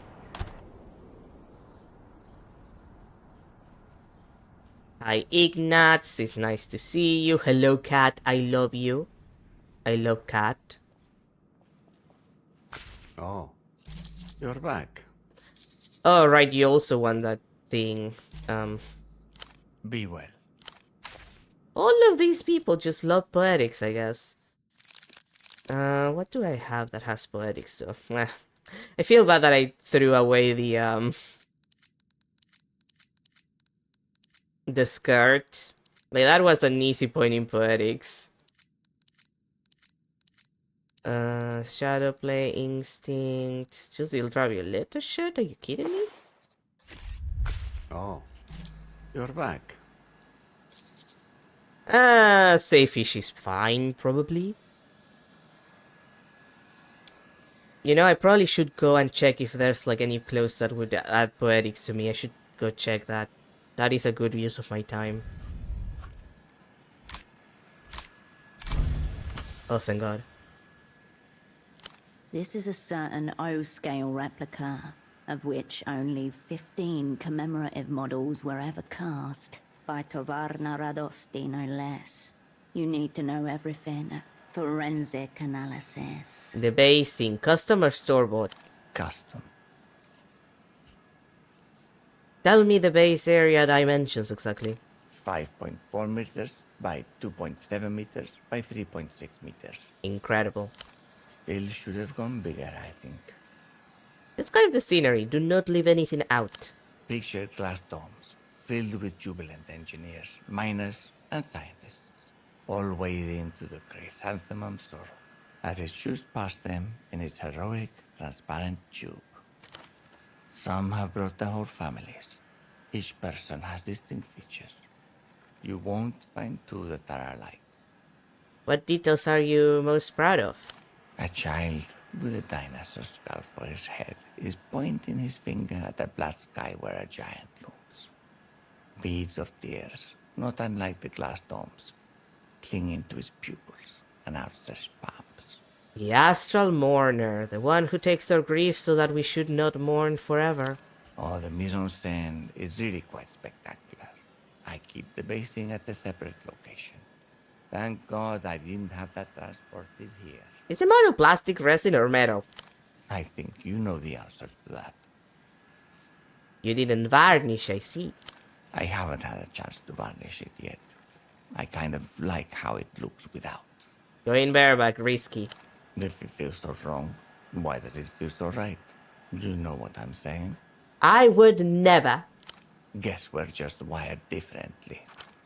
People think pleasure and satisfaction are the same thing. They're not. Satisfaction often requires counterintuitive measures. Well, that told me absolutely nothing, thank you. With models like these, there's always something else. Okay. Be well. Well, I assume by the dialogue we had that it's probably Ren or the one who has Ultra's papers. Well, I could lie to her, tell her that I would get her papers, and then, you know, not help her escape. No, not that one. Artialis? That could be an option. I could tell her, like, yeah, don't worry about it. I'll totally just, like, get the thing that you want. You know, to sell her the idea that it's gonna be fine. And then it's not fine, and I sell her the fuck out. You know, for my gain and the death of Dante. I'm gonna kill Dante. If the game gives me the option, I'm gonna kill Dante. Not for nothing, I just think he's evil. He's already a high-ranking member of the Lucians, so there's something there that is not closing, and You're doing a lot of coming and going, Hersh. it's my job. I can try to get those exit papers for you. Oh, thanks, Hersh. I really appreciate it. You'll have to speak to Jan about the logistics, though. I don't really get involved in all that. You can do it. We believe in you. Just because you can does not mean you should. Your path to the Lich goes through this girl. Otherwise, it's the long way round. You can, and you should. You seem kind of blasé about this critical step. I can't leave here, Hersh. Also, I'm not very good with logistics. People usually wait around on me. One of the perks of being the top of the social hierarchy. Time becomes a suggestion, not a reality. And now it feels like I'm waiting on the entire world. I don't even know if it's revolving anymore. Do you have any photographs of yourself? No. But there's pictures of me all over the place. Like, everywhere. That's a bad thing in the context of fake identity papers. I don't know what to tell you, Hersh. I usually just turn up for photo shoots and they have it all worked out. You have a picture of this girl in your pocket. The postcard. She's wearing pilot goggles. Well, maybe she's a pilot now. I don't mean to be annoying, Hersh. Sorry. I just need some help. And I trust you to see me through. A flower on the precipice. I'll take care of it. I really appreciate it. Any ideas on a new name? I don't care about the name. I only really care about my new stage name. But that will come later. The first tram ride into Portofero. Holocene at your side. Face turned to the window. Giving a 20-minute answer to one of the world's most common questions. And that's why, philosophically, I disowned my name. A name can turn on you, Cascade. Far better not to have one. Or to have many. I can't just call you Holocene the whole time. Actually, I think you can. It's Joe, isn't it? The remembrances on the top level call you Joe. A fabrication from the narcs upstairs. When I first joined the opera, I used an acute method of auto-hypnosis to forget my own name. The process took 7 months. But how can you even exist without a name? Exactly. The girl stares at you, waiting for a response. I have a friend with no name. He continues to be very odd. Oh, cool. Maybe no name is the way to go. Very alternative. I'll see what I can do about those papers. Great, Hirsch. I'm sure you'll find them.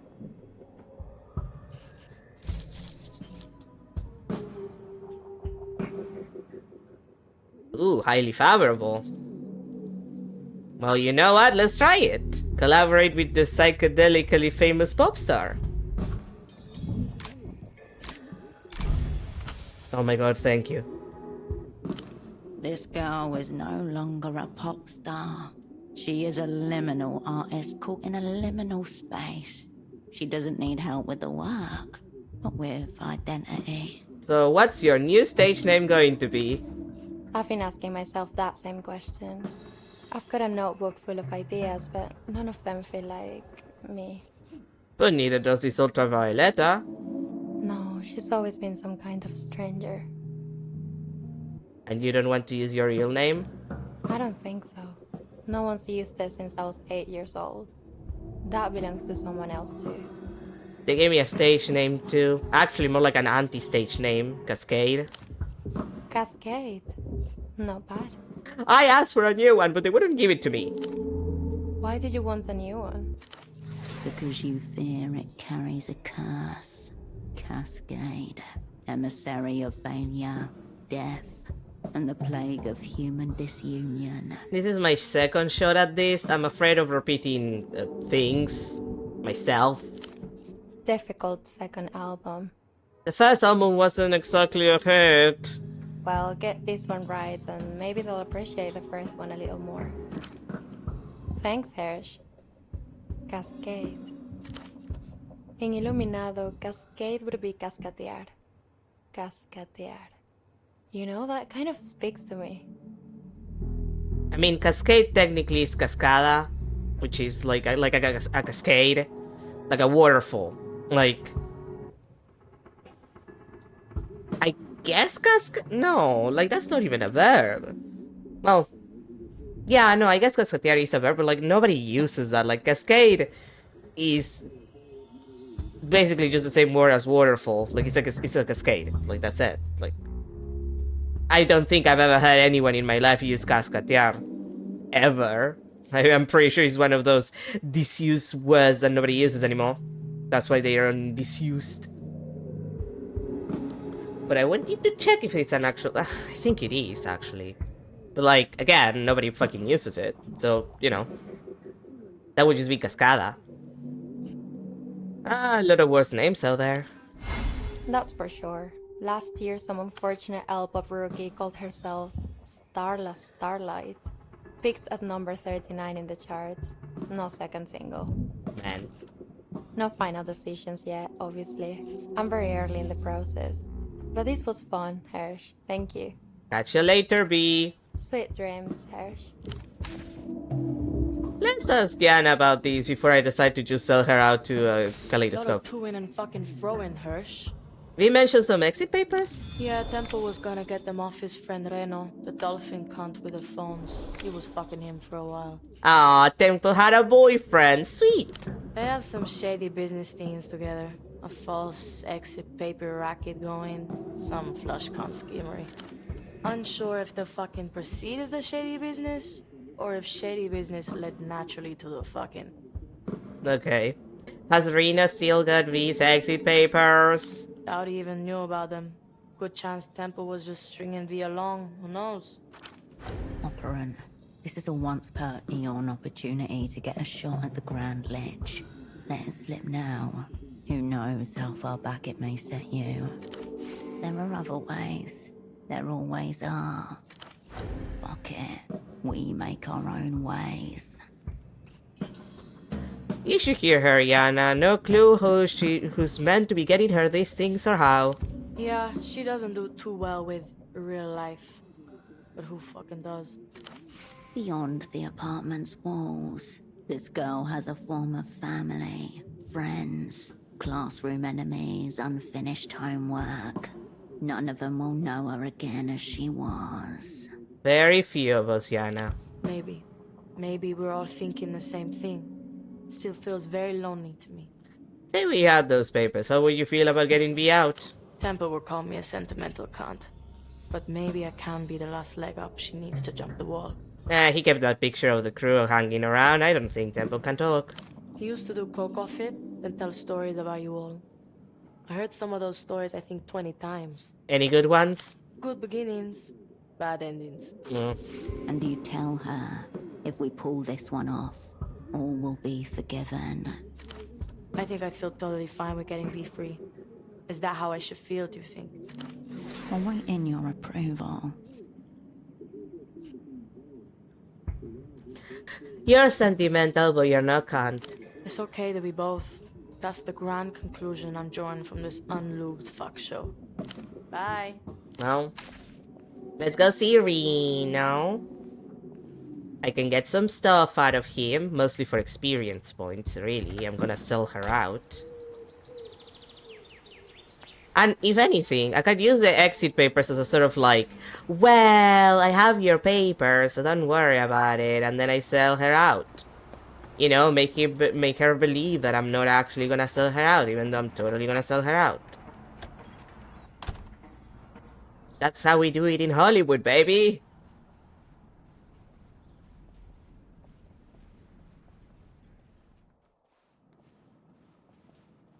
Oh, you're back. I want to speak with you about Temple del Sur. Ah, so you're one of Tempo's unspecified associates. What are you doing in my home? You know he's dead, I'm guessing. I've heard. Yes. I thought maybe he'd just gone underground. He always had a way of turning up somehow. When was the last time you saw him? 5 weeks ago, before his last trip to La Luz.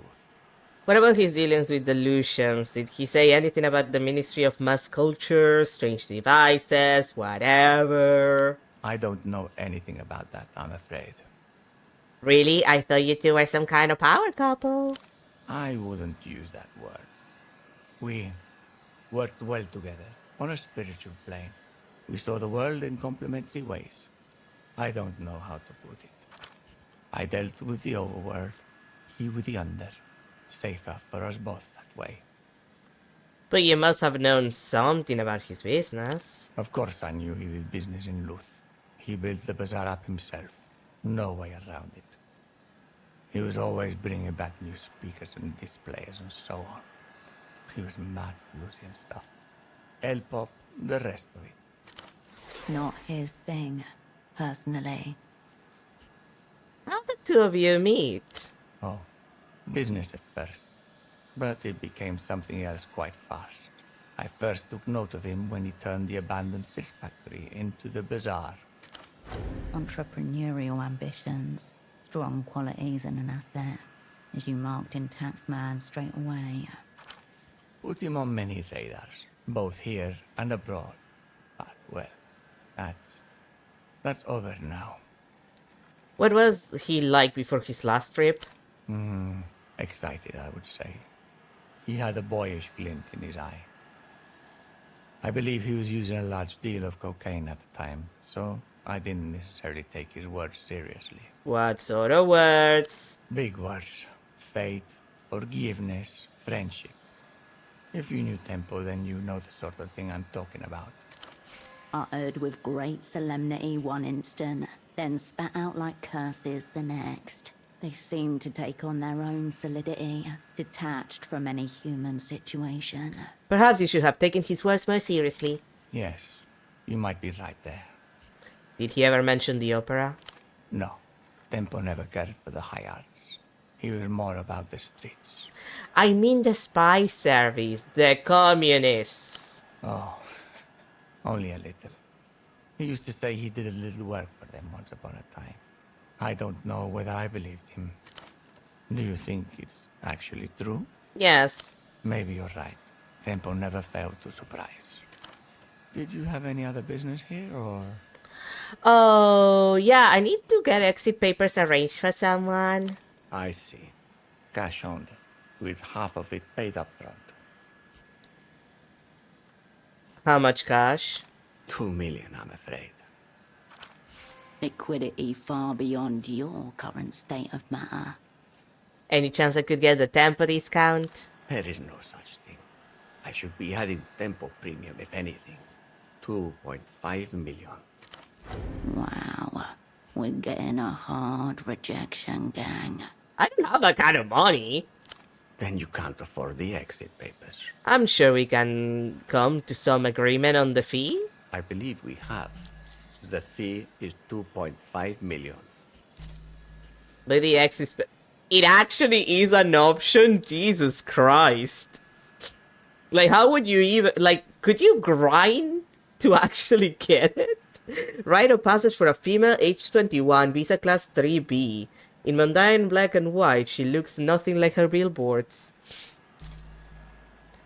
I can haggle with you. Who do you think I am?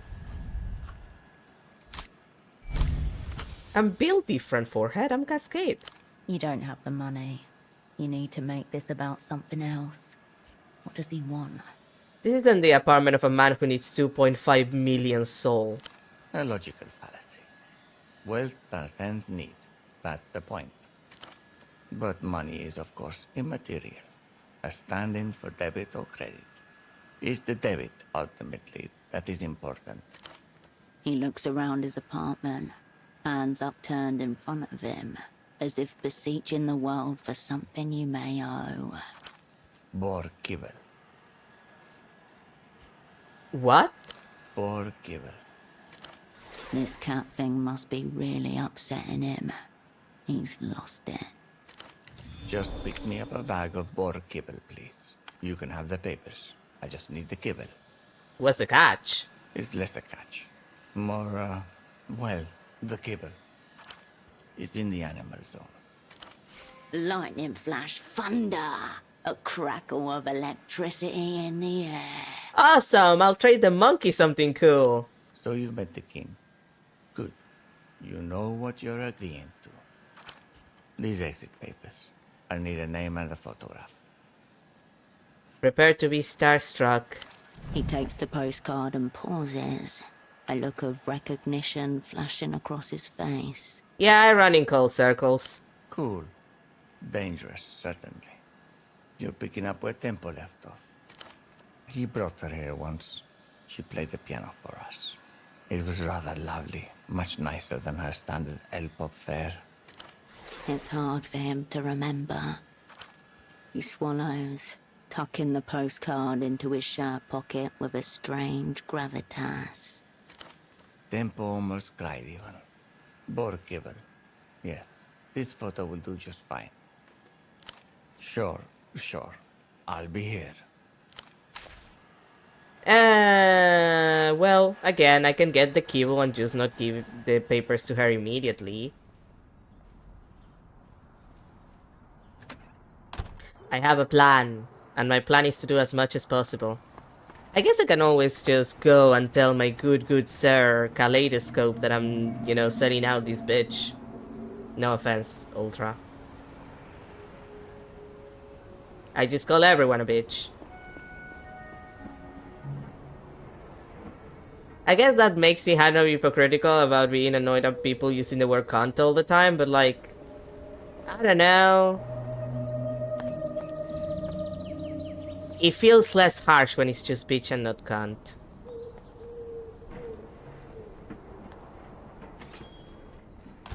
Also, cunt is like, it feels weirdly gendered unless you're Australian.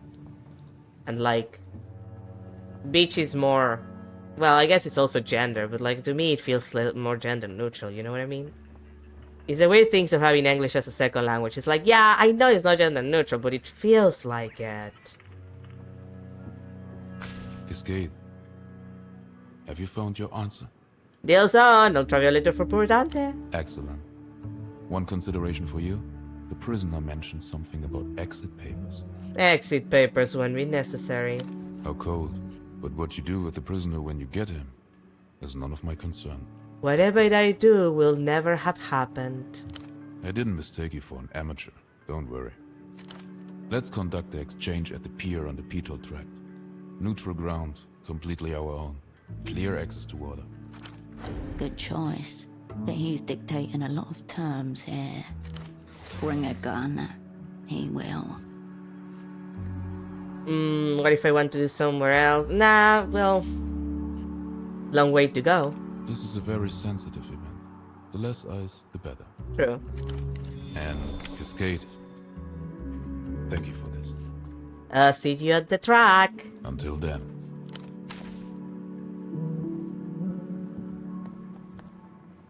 Now, if you'll excuse me, I need to go talk to the King of Deals.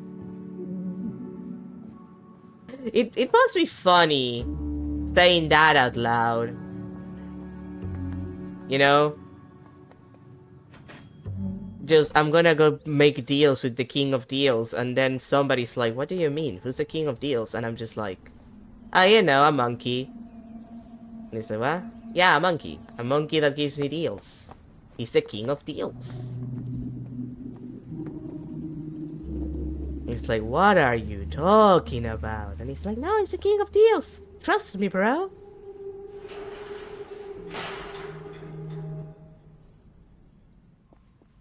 Everybody loves the King of Deals. He's so silly. Apparently, if you give him a gun, he'll shoot you and kill you, which is hilarious, by the way. You have returned for trade. I want to trade. He flicks his ears in excitement. What do you want? Amass increasingly desirable objects. You're talking to a monkey. You're going to have to ask specific questions if you want helpful answers. 6 boosts and rocks? Shiny containers reveled in. Contents ignored. Alright, let's see. Ponderer. Disappointment! Examine his wares. You return your attention to the pile of assorted junk, which acts as a makeshift throne for the primate. Look for boar kibble. You spot a bag of boar kibble, 5 kilograms of it, stuffed inside a bird cage. We'll see what I need to see. The monkey bares his teeth at you. I want to trade. He flicks his ears in excitement. I want that bag of boar kibble. Ah ha ha! Commence it! Shaggy hair and bird piece. More Siggies? Variation in packaging proposed. Oh man, my Ouroboros black. Well, sure, you can have my Ouroboros blacks. Snake! Snake! You're afraid of snakes? The king hesitates, his tail thrashing a furious metronome. Fear nothing! Nothing! Trade your evil Siggies! Here you go. He takes the pack gingerly between his atrocious thumb and forefinger, then flings it away onto his pile. See? No fear! He grabs the bag of boar kibble with both hands and tosses it to you, a few pellets of kibble spilling across the floor. Useless pellets. Consumption despised. Okay, see you later. Farewell, combatant.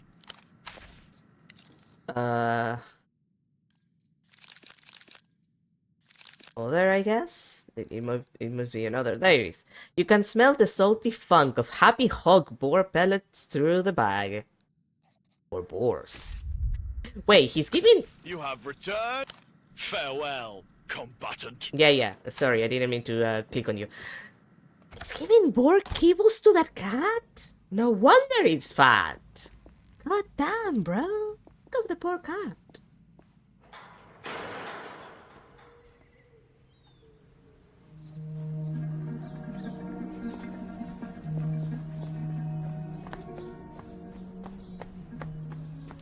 I have returned for trade.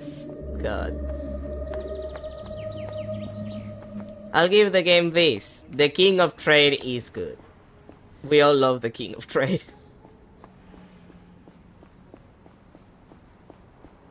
It's kind of dumb that he can shoot you with a gun and kill you, but admittedly, if you don't put like the security on the gun, and the monkey shoots you, that's your own fault. It's not the fault of the monkey. Imported from the whole of the developed world. Ooh, he actually cleaned the place. God damn. You catch a glimpse of your face, unaware and unmasked, then it's gone.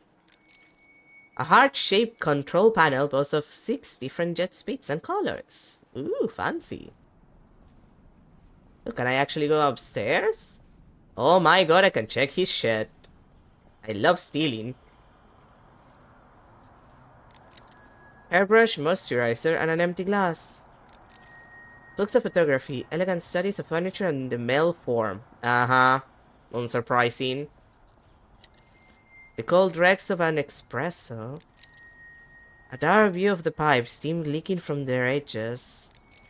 Documents with the Renatal dolphin at their head.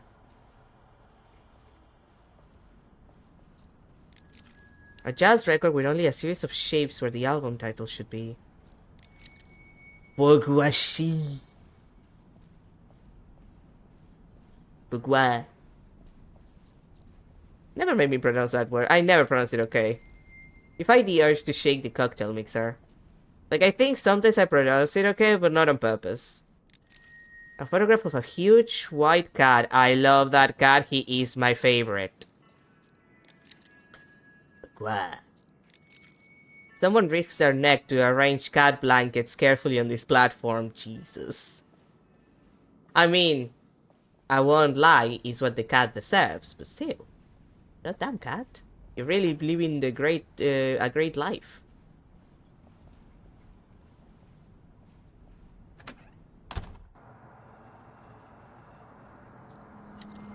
A non-lethal current runs through the cage. A stagnant smell, black loam and rotten leaves. Requires lockpick. An entire water tank just for one apartment. Well, give me a second. I have my tools. Ooh, fancy beers. Yep. Cascade. Oh, you have a boar in here. You've got the kibble. Yes, thank you. What happened to whoever owns the pet shop? I prefer not to wonder. The king's holding up well, making fine trades. I'm so glad to hear it. I do worry about him alone up there, but there's something I want you to see. Okay. Shake that bag of kibble you have there, would you? Wonder boars here will be swarmed. It's true that you should never shake kibble at ground level, but we're safe up here. Okay. From the shadows, a large boar emerges and steps toward the kibble, snout thrust downward. Whoa. The boar glances at you, then Reno. Here, I'll take that. He'll squeal if you're too long about it.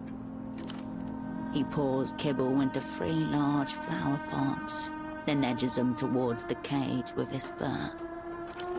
I found him going through the trash outside some weeks ago. My first instinct was to scare him away. So I clapped my hands together, but he just stared at me. So I brought him up. Why do you do that? I don't really know. Something washed over me. Maybe it was his sweet and reckless energy. I have a soft spot for animals. And yet not for people. You disgust me. The boar perks up its snout. It's good to come up here and talk to him. I haven't been completely honest with you. I knew who you were the moment you started asking after Tempo. The opera cunt. He was hoping you'd come. You need the exit papers. Don't surprise him. Why didn't you say anything? Tempo always said that in the matters of economy and culture, the upper hand is often gained by underhanded ways. This made him a lot of enemies, of course. I had to make sure you weren't one of them. I'm sorry, I was too late. A small gust of wind ruffles the fur on the boar's head. There. Well, I'm here, now what? Do you believe in the transmigration of souls? The boar raises its snout, seeming to sniff something in the air. Wait, I thought all that stuff was just business advice. If it helps me make money, I'll believe in anything. Sounds like a coping mechanism for the weak-minded. You know... let's say that maybe it was just business advice. Life, death, business. There's very little distinction between them. I'd expect a friend of Temple's to appreciate that. Okay, tell me more, I guess. I believe that when we die, our souls rise up through the atmosphere and into the void of space, where they lay waiting. Waiting for what? To be reborn, of course. Some find themselves locked in high orbit for thousands of years. Others bounce right off the moon. Whatever happens, our souls will always return. How was Temple the last time you saw him? He'd become more erratic in those final weeks. It was always on and off. We fought about something, or he fought with me. But I always thought that in the end, it would be the two of us. Why did you fight the last time? I don't even remember. Once we had a spat about...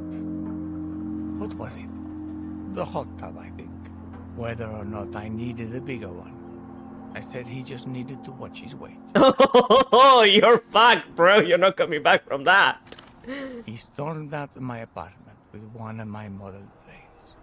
Then spent the next month mailing me photographs of it, getting involved in completely historically inaccurate railroad incidents. God damn, Temple. He's so based. Oh, you know what? I'm gonna give it to Temple. That's great. Oh, that's actually hilarious. That's amazing. Oh, that's actually really good. And you think Temple so is in this war? No, that would be a bit silly now, wouldn't it? Contradictory. It sounds like you think he actually is in there. The wealthy and controversial entrepreneur shifts back and forth. He doesn't respond.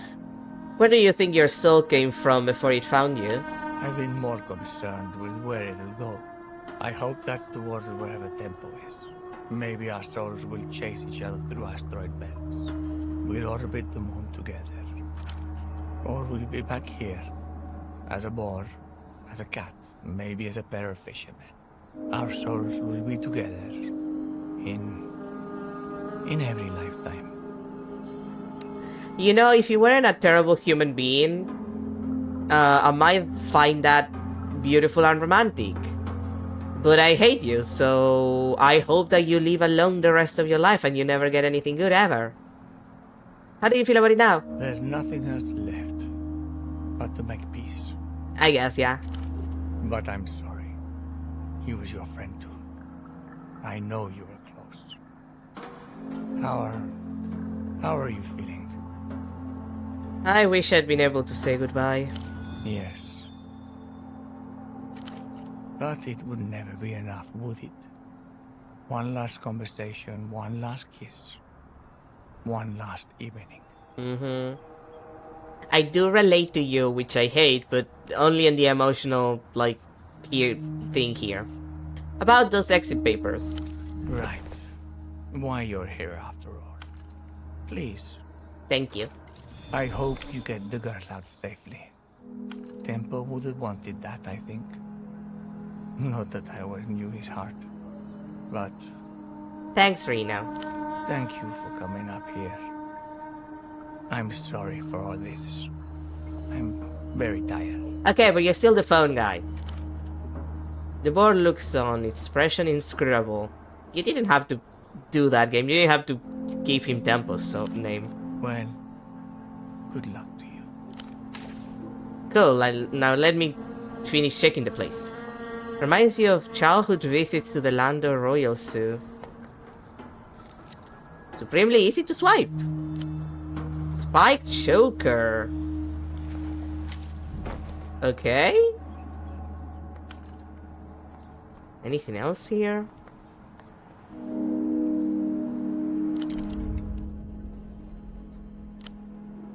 No, it doesn't seem like it. Well, that's kind of a shame. Yeah, no, I think that's everything.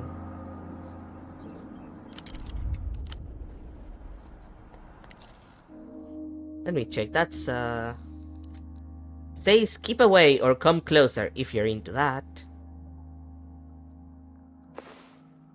That's like the first and only neck piece I've found in this game. Incredible.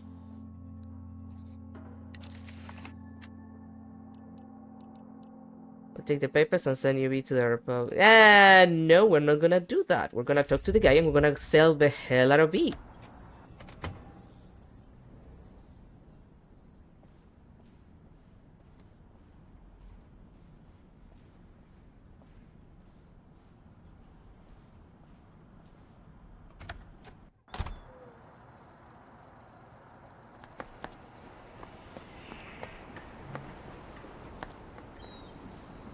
And if the people are angry about it, well, sucks to be them, I guess. Also, I think I need a... Oh boy. Can I have anything else to lower my delirium? Jesus Christ. Oh, well. Oh, this is +5. Right. I'm gonna have to go and get me some cigarettes.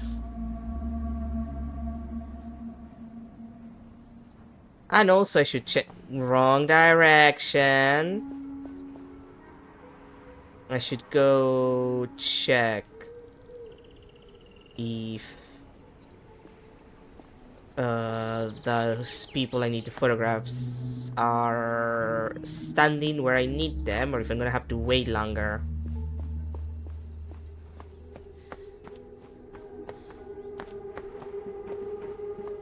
Wait, oh god damn it, I'm going in the wrong direction again. Hi, Metamoto.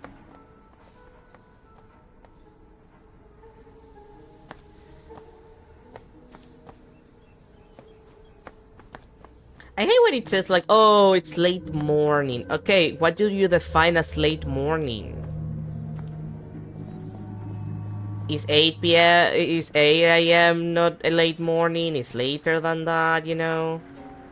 No, it must be around 10 then. I sound like a rabbit heartbeat escapes from the man's headphones.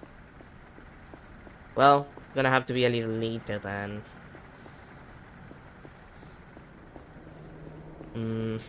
Well. I'm sure the giving up my my good old friend V isn't gonna take that long. Probably. And you know, I can eliminate the problem then. And by the problem, I mostly mean Dante. Like, I don't know, I don't trust the guy.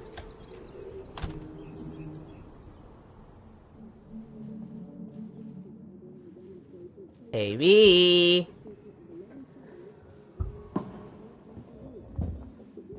You're doing a lot of coming and going, Hirsch. Good news, V. Everything's sorted. You're finally getting out. Really? Yep, you're getting out. Wow, Hirsch. It's like my world has color again. Your guts twist in new knots. Get ready to move soon. Yes, sir. Standing by. I won't forget these, Hirsch. Yeah, I'm sure you won't. Sweet dreams, Hirsch.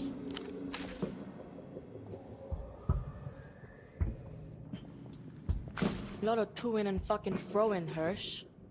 We're meeting on the Beetle track. Get V for me. Smart place. Good. You're sure about this, Hirsch? It's in motion. I thought so. 4, maybe. But she was clutching something more with the barest of fingertips. That's gone now. You almost heard it go. Well, Yana, be disappointed in me forever if you want. You want me to come? You do not. Emotional liabilities become operational liabilities. No, you just have to tell her I'm seeing her off to the Eastern Republics. Okay, easy enough. I can do that. Besides, I don't want you more involved in this than you already are. You are a teenager. You should be living your life, even if you're also in control of the bazaar technically and also got tempo imprinted on you. She can't bear the fall. You shoved her into this. You alone will follow it through. Also that. I should get her then. say goodbye or something. She doesn't move. Let's just wait. Like, Yana deserves some time. In the silence, you notice the piano music from Ultravioletta's room has ceased. In fact, you haven't heard it since you got here. Wait some more. A projected advertisement flickers on the edge of the window. On the street below, someone laughs. Wait a little more. Man, I'm not even sure this is what Temple would do. I think I might just be telling myself that so it doesn't hurt as much. Push her now. Get this over the line.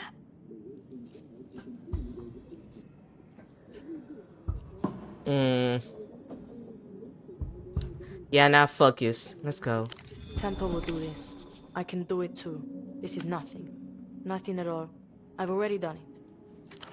As she slides from her seat, her eyes don't come close to meeting yours. It's fine if it keeps you out of most of the situation afterwards. Like, I don't want you involved. Like, I fear... Like, it's the same reason why I don't want Carolina involved. It's the same reason why I don't want Ramses involved. It's gonna get worse. And I don't want them involved if it's gonna get worse.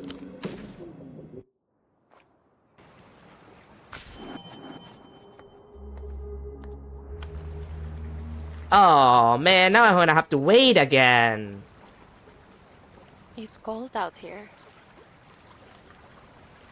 I didn't expect it to take that long. God dang it. Well. Set me free. Well, it'd be like that. A little cold. Then again, it was cold in the safe house too. She switches her portable keyboard to her other shoulder and gazes across the black glass of seawater. Around you, night drags the day out of sight. This boat's not going to the Eastern Republics, is it? Already lied to her? By all means. Of course it is. I'm so good. The 4 words come easy, clean, confident. You surprise yourself. The girl stares at you and takes a moment to convince herself of your words. Okay. Then I trust you, Hirsch. This is the only way we could do it. A little rough and ready, but you'll be alright. I'm good. I'm so lying so much. Ooh.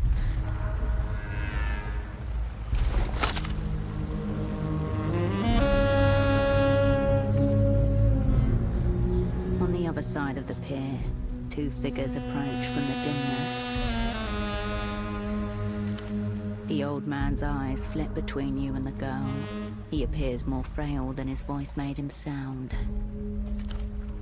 Hirsch, are you sure this is safe? Define safe. Nobody's about to shoot you specifically. Kaleidoscope stares at Ultravioletta like he can't look away. That's the man who'll be taking you over. He won't let anything happen to you. He's looking at me very strangely.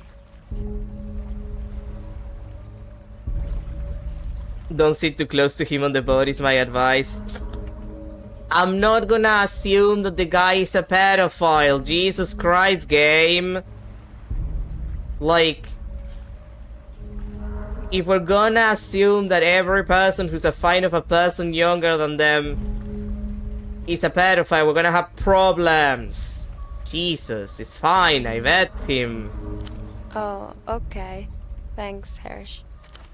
I wish you weren't wearing that, by the way. Sorry, kind of forgot I had it on. I suppose it doesn't make a difference now. One last glance before I leave her behind. I'll be honest, I completely forgot that I was wearing the shirt. Please say a proper goodbye to Yana for me. Before we left, I asked her if she maybe wanted to come with me, but she just looked away. Oof. I'll miss her, but we'll keep in touch. Definitely. Definitely. Thank you. I wish she was here, actually. Strange that she's not, now that she thinks about it. Don't worry about it. Goodbye, Hirsch. I'll remember you. Look at her. She smiles at you, and nods once. The wind has tousled her hair out of its usual pristine state. She lifts a hand and smooths a loose tress out of her eye. My final melancholy. I never got that, so let's see. Delirious. Final melancholy. Minus entanglement, minus poetics, minus instinct, minus nerves. Oof, boy. I'm gonna have to sleep that one. The twinge of pain is familiar, almost nostalgic. That one's going to leave a mark. Nah, it's fine. Another drop of phantom blood in the clear waters of your soul. Go.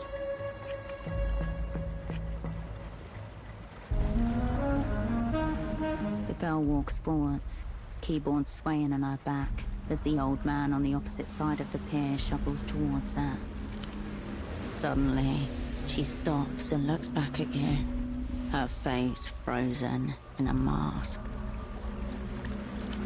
What's Minister Regis doing? Excuse me? What will you say to that cruel angel?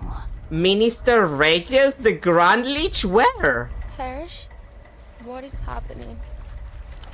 She points a finger at the old man shuffling towards you. A small, hunched man, maybe 70 years old. He stares straight back at you. Who waits for you?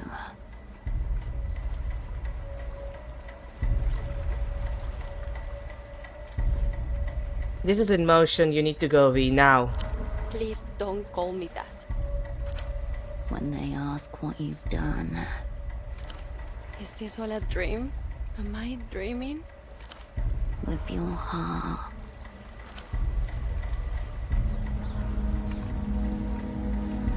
Minister Reyes, huh? Well, well, well.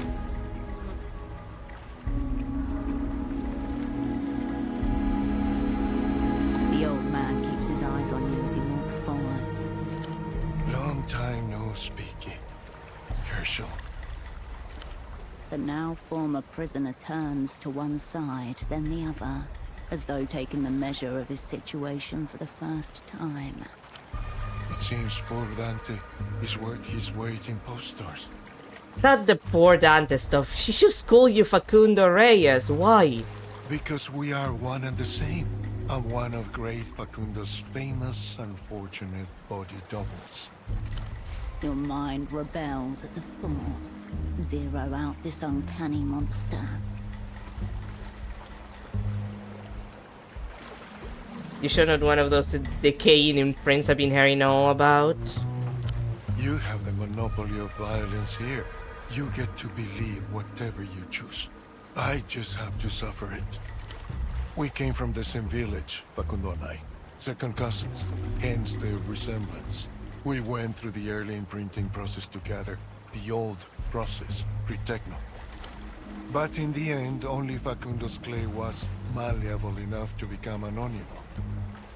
As for myself, I remain, well... So not only are you betraying your boss, you're betraying your own cousin as well. Obviously, my cherished playmate is no more. Just an occasional shimmer behind cold eyes. But the family resemblance has proved useful for his purpose. I was given a sacred role to play. I was made to step into death's path and read the lines prepared for Facundo. Instead, he'll be speaking the words meant for me. There's nothing sacred about what we do. We mostly just let people down. My movements have been controlled ever since I got here. It's called a twist, Dante. Nah, I don't believe him. But yeah, in a way, my movements have been controlled ever since I got here. Commiserations. Mine too. Keep your gun close. Yeah, I know, Nerve, don't worry. Enough preamble. You're here for one thing only. It's time to play your role, Dante. The Leech, tell me about him. Before the secret treaties can be consummated, a ritual must take place. A private ritual, known to very few. Facundo will be attending with only a token guard. If you're going to kill him, that will be your chance. I'm unplaced. That's all I need. You don't like talking to me now? What? Does my breath smell? Put this fascist rhoda in the ground. Once he gives me what I need, statehood. The ritual will take place at the old shrine to Canopus, tended faithfully by our small colony of expatriates who remain in the Empire's light. You can reach it by aerotram. Place. Check. And it begins once the ginkgos shed its leaves. You've been busy. The opera never tires. Seemingly so. In any event, the shedding of the ginkgos leaves has long marked days of remembrance. And now it will mark the start of Facundo's visit. Time. Check. The bones of the plot are set. Already you can feel muscle and sinew begin to weave themselves around the frame. Okay, the war criminal shrine after the Ginkgo loses its leaves. That's it. A few simple words and it's done. Disconcerting how fast the big stuff occurs sometimes, isn't it? Now, I believe you have some papers for me. Yeah, about that. No, I don't.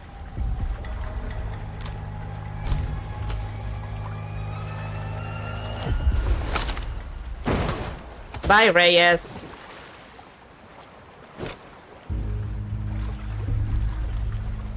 You think I'm gonna believe you're a fucking body You've double? been shot at point blank range, over before it ever started. Do you think I'm stupid? Of course I'm not gonna believe you're a body double. The muzzle twitches and flashes, but no sound reaches you for a whole second. Just like the autumn fireworks you used to watch from your window as a child. How delightful and slightly more bloody than the fireworks. The old man falls awkwardly, contorting a leg beneath him as he slides into the water. Oh my god. Oh no. It's what he deserved. For a moment, his head bobs along the surface, right eye a mass of viscera, singed by the bullet. His left gazes at the sky, almost lazily, as if waiting for an astronomical event.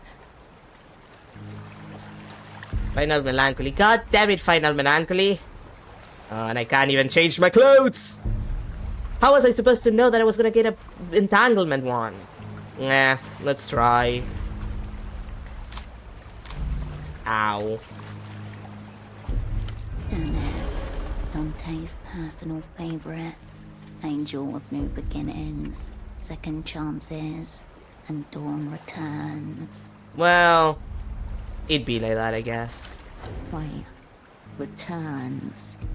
Stay down, old man, I'm serious. The old man rolls over in the water, takes one last look in the direction of the Luz, then slips below the dark surface. I shot him in the head, I'm sure he's dead. In the distance, seabird squawks and takes flight. A coastal wind whips through your hair. At the far end of the pier, Kaleidoscope ushers Ultravioletta onto the waiting boat. Well, I guess we got that done.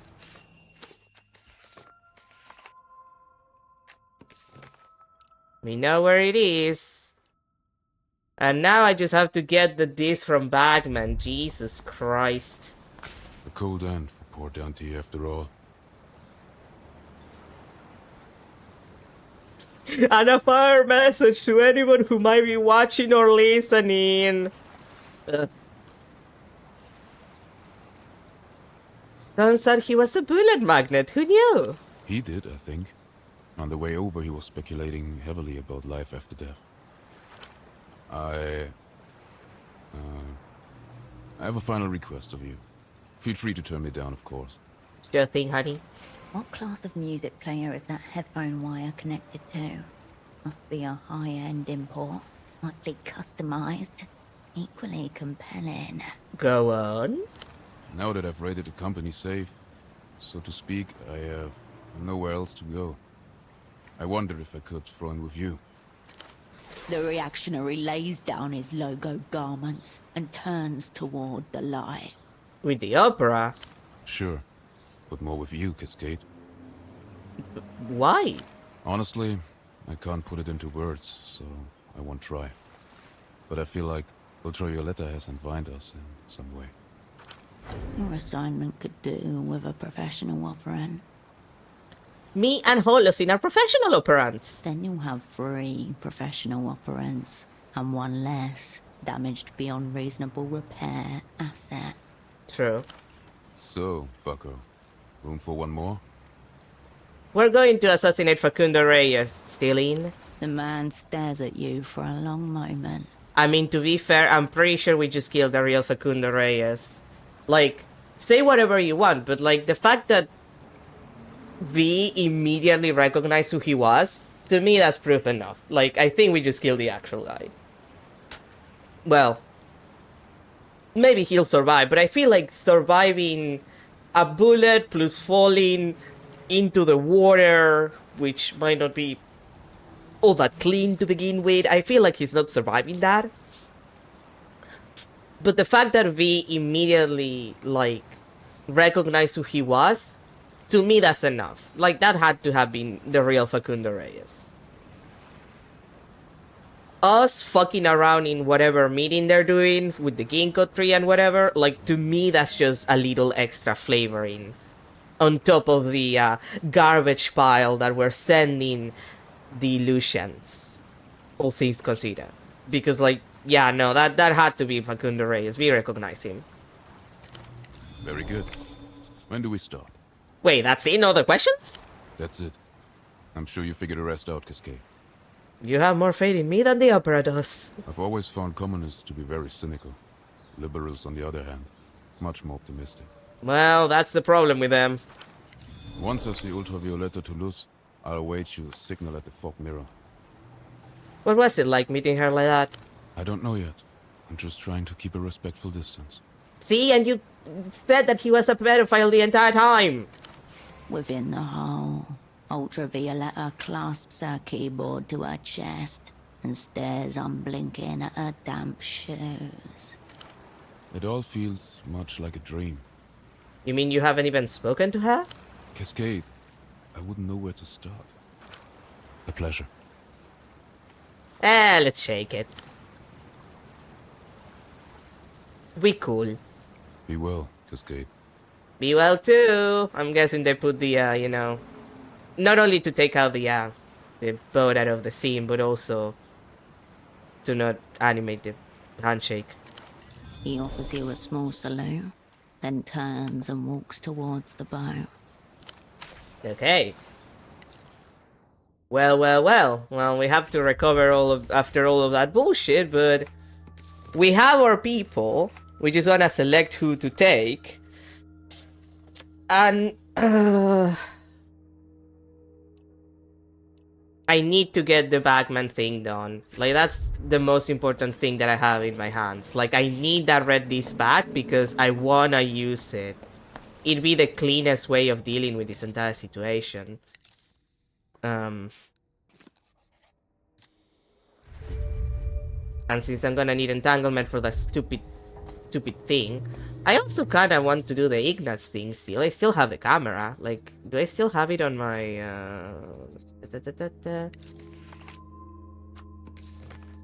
Yeah, it's still there. Okay, what time? Ooh, we're past time. Okay, let's go back. It's late in the roundabout, so I can't do that. Let's go to the housing campaign. Let's allow the game to save there. Maybe I'll get to where, like, Batman is, and I'll wait inside, so, like, next time we can do that, because we don't have a lot left.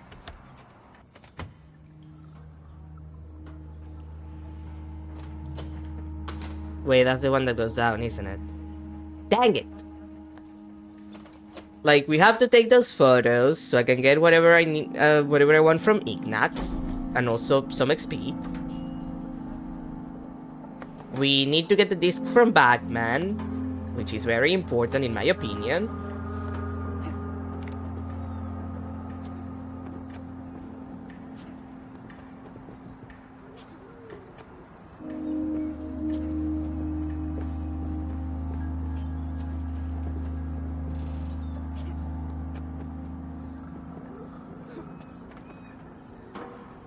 And then we can zero out the leech, I think, after selecting our crew. Okay. Did the game save? 7. Okay, perfect. The game has saved. We can finish for today.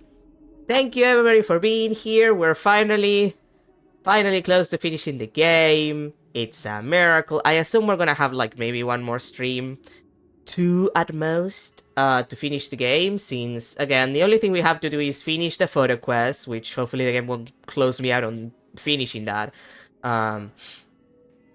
Selecting our crew, which shouldn't be a problem. For the most part, I don't want to bring Ramses, I don't want to bring Carolina. Yana's not gonna come, obviously. So it's gonna be Kaleidoscope replacing Yana. And I guess I'll bring Holocene and Pseudopod, and that's about it. Again, I wouldn't feel right risking other people. And we'll get the discs from Batman, and then well, first we have to get the discs from Batman first and foremost. And then we'll just, you know, kill the leech, which technically we already did, because I'm 100% sure that Dante was actually the leech.